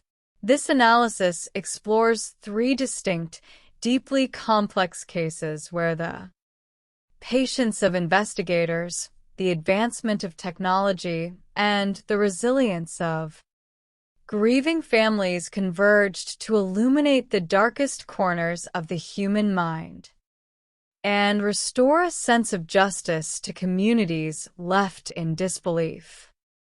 The first narrative begins in the sun-drenched, rolling hills of Paso Robles, California, a place known historically as El Paso de Robles, or the Pass of the Oaks.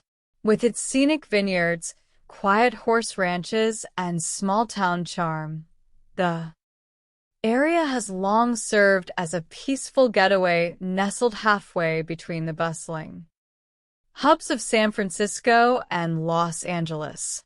In May of 2018, this idyllic setting became the backdrop for a sudden, chilling disappearance that would puzzle even the most seasoned investigators of the San Luis Obispo County Sheriff's Office. Nancy Woodrum, a 62-year-old resident, was a beloved fixture in the Paso Robles community. She operated a popular downtown beauty salon called the Strand, where her warmth, generosity, and effortless kindness made her more than just a business owner to her clients. She was a confidant and a cherished friend. Beyond her professional life, Nancy was deeply devoted to her family, particularly her daughter Amanda, with whom she shared a unique, unbreakable bond. Together, they enjoyed horseback riding, caring for animals, and a shared spiritual life as dedicated members of the Jehovah's Witnesses. Nancy's deep faith and strong moral compass guided her daily actions, and she looked forward to a peaceful future spent teaching others and enjoying the quietude of her property, a beautifully remodeled estate on El Faro Road that she had named Paradise Ranch. To supplement her income and share the beauty of her home, Nancy had converted the property into a vacation rental. On Friday, May 4th, 2018, a large wedding party consisting of more than 20 guests checked into the spacious, two-story Victorian main house and the adjacent guest house for a weekend celebration at a local winery. Nancy was staying in a separate, secluded studio cottage on the property. She welcomed the bride and her bridesmaids with her characteristic warmth, offering a comforting hug and letting them know she would be nearby if they needed anything.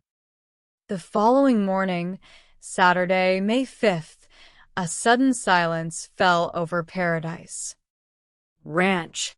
Nancy failed to show up for a scheduled Bible study, an absence that immediately alarmed her close friends and family, as she was exceptionally reliable.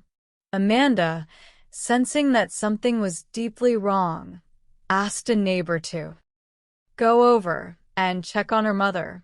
What the neighbor discovered was chilling. The door to Nancy's cottage was wide open, The television was blaring, and the interior suggested a sudden, violent interruption of a peaceful evening. When Amanda and law enforcement arrived, they confronted a scene that spoke of immediate danger. Inside the cottage, Nancy's purse, car keys, cellular phone, and iPad case were all left behind on a bench. Her 2 vehicles remained parked.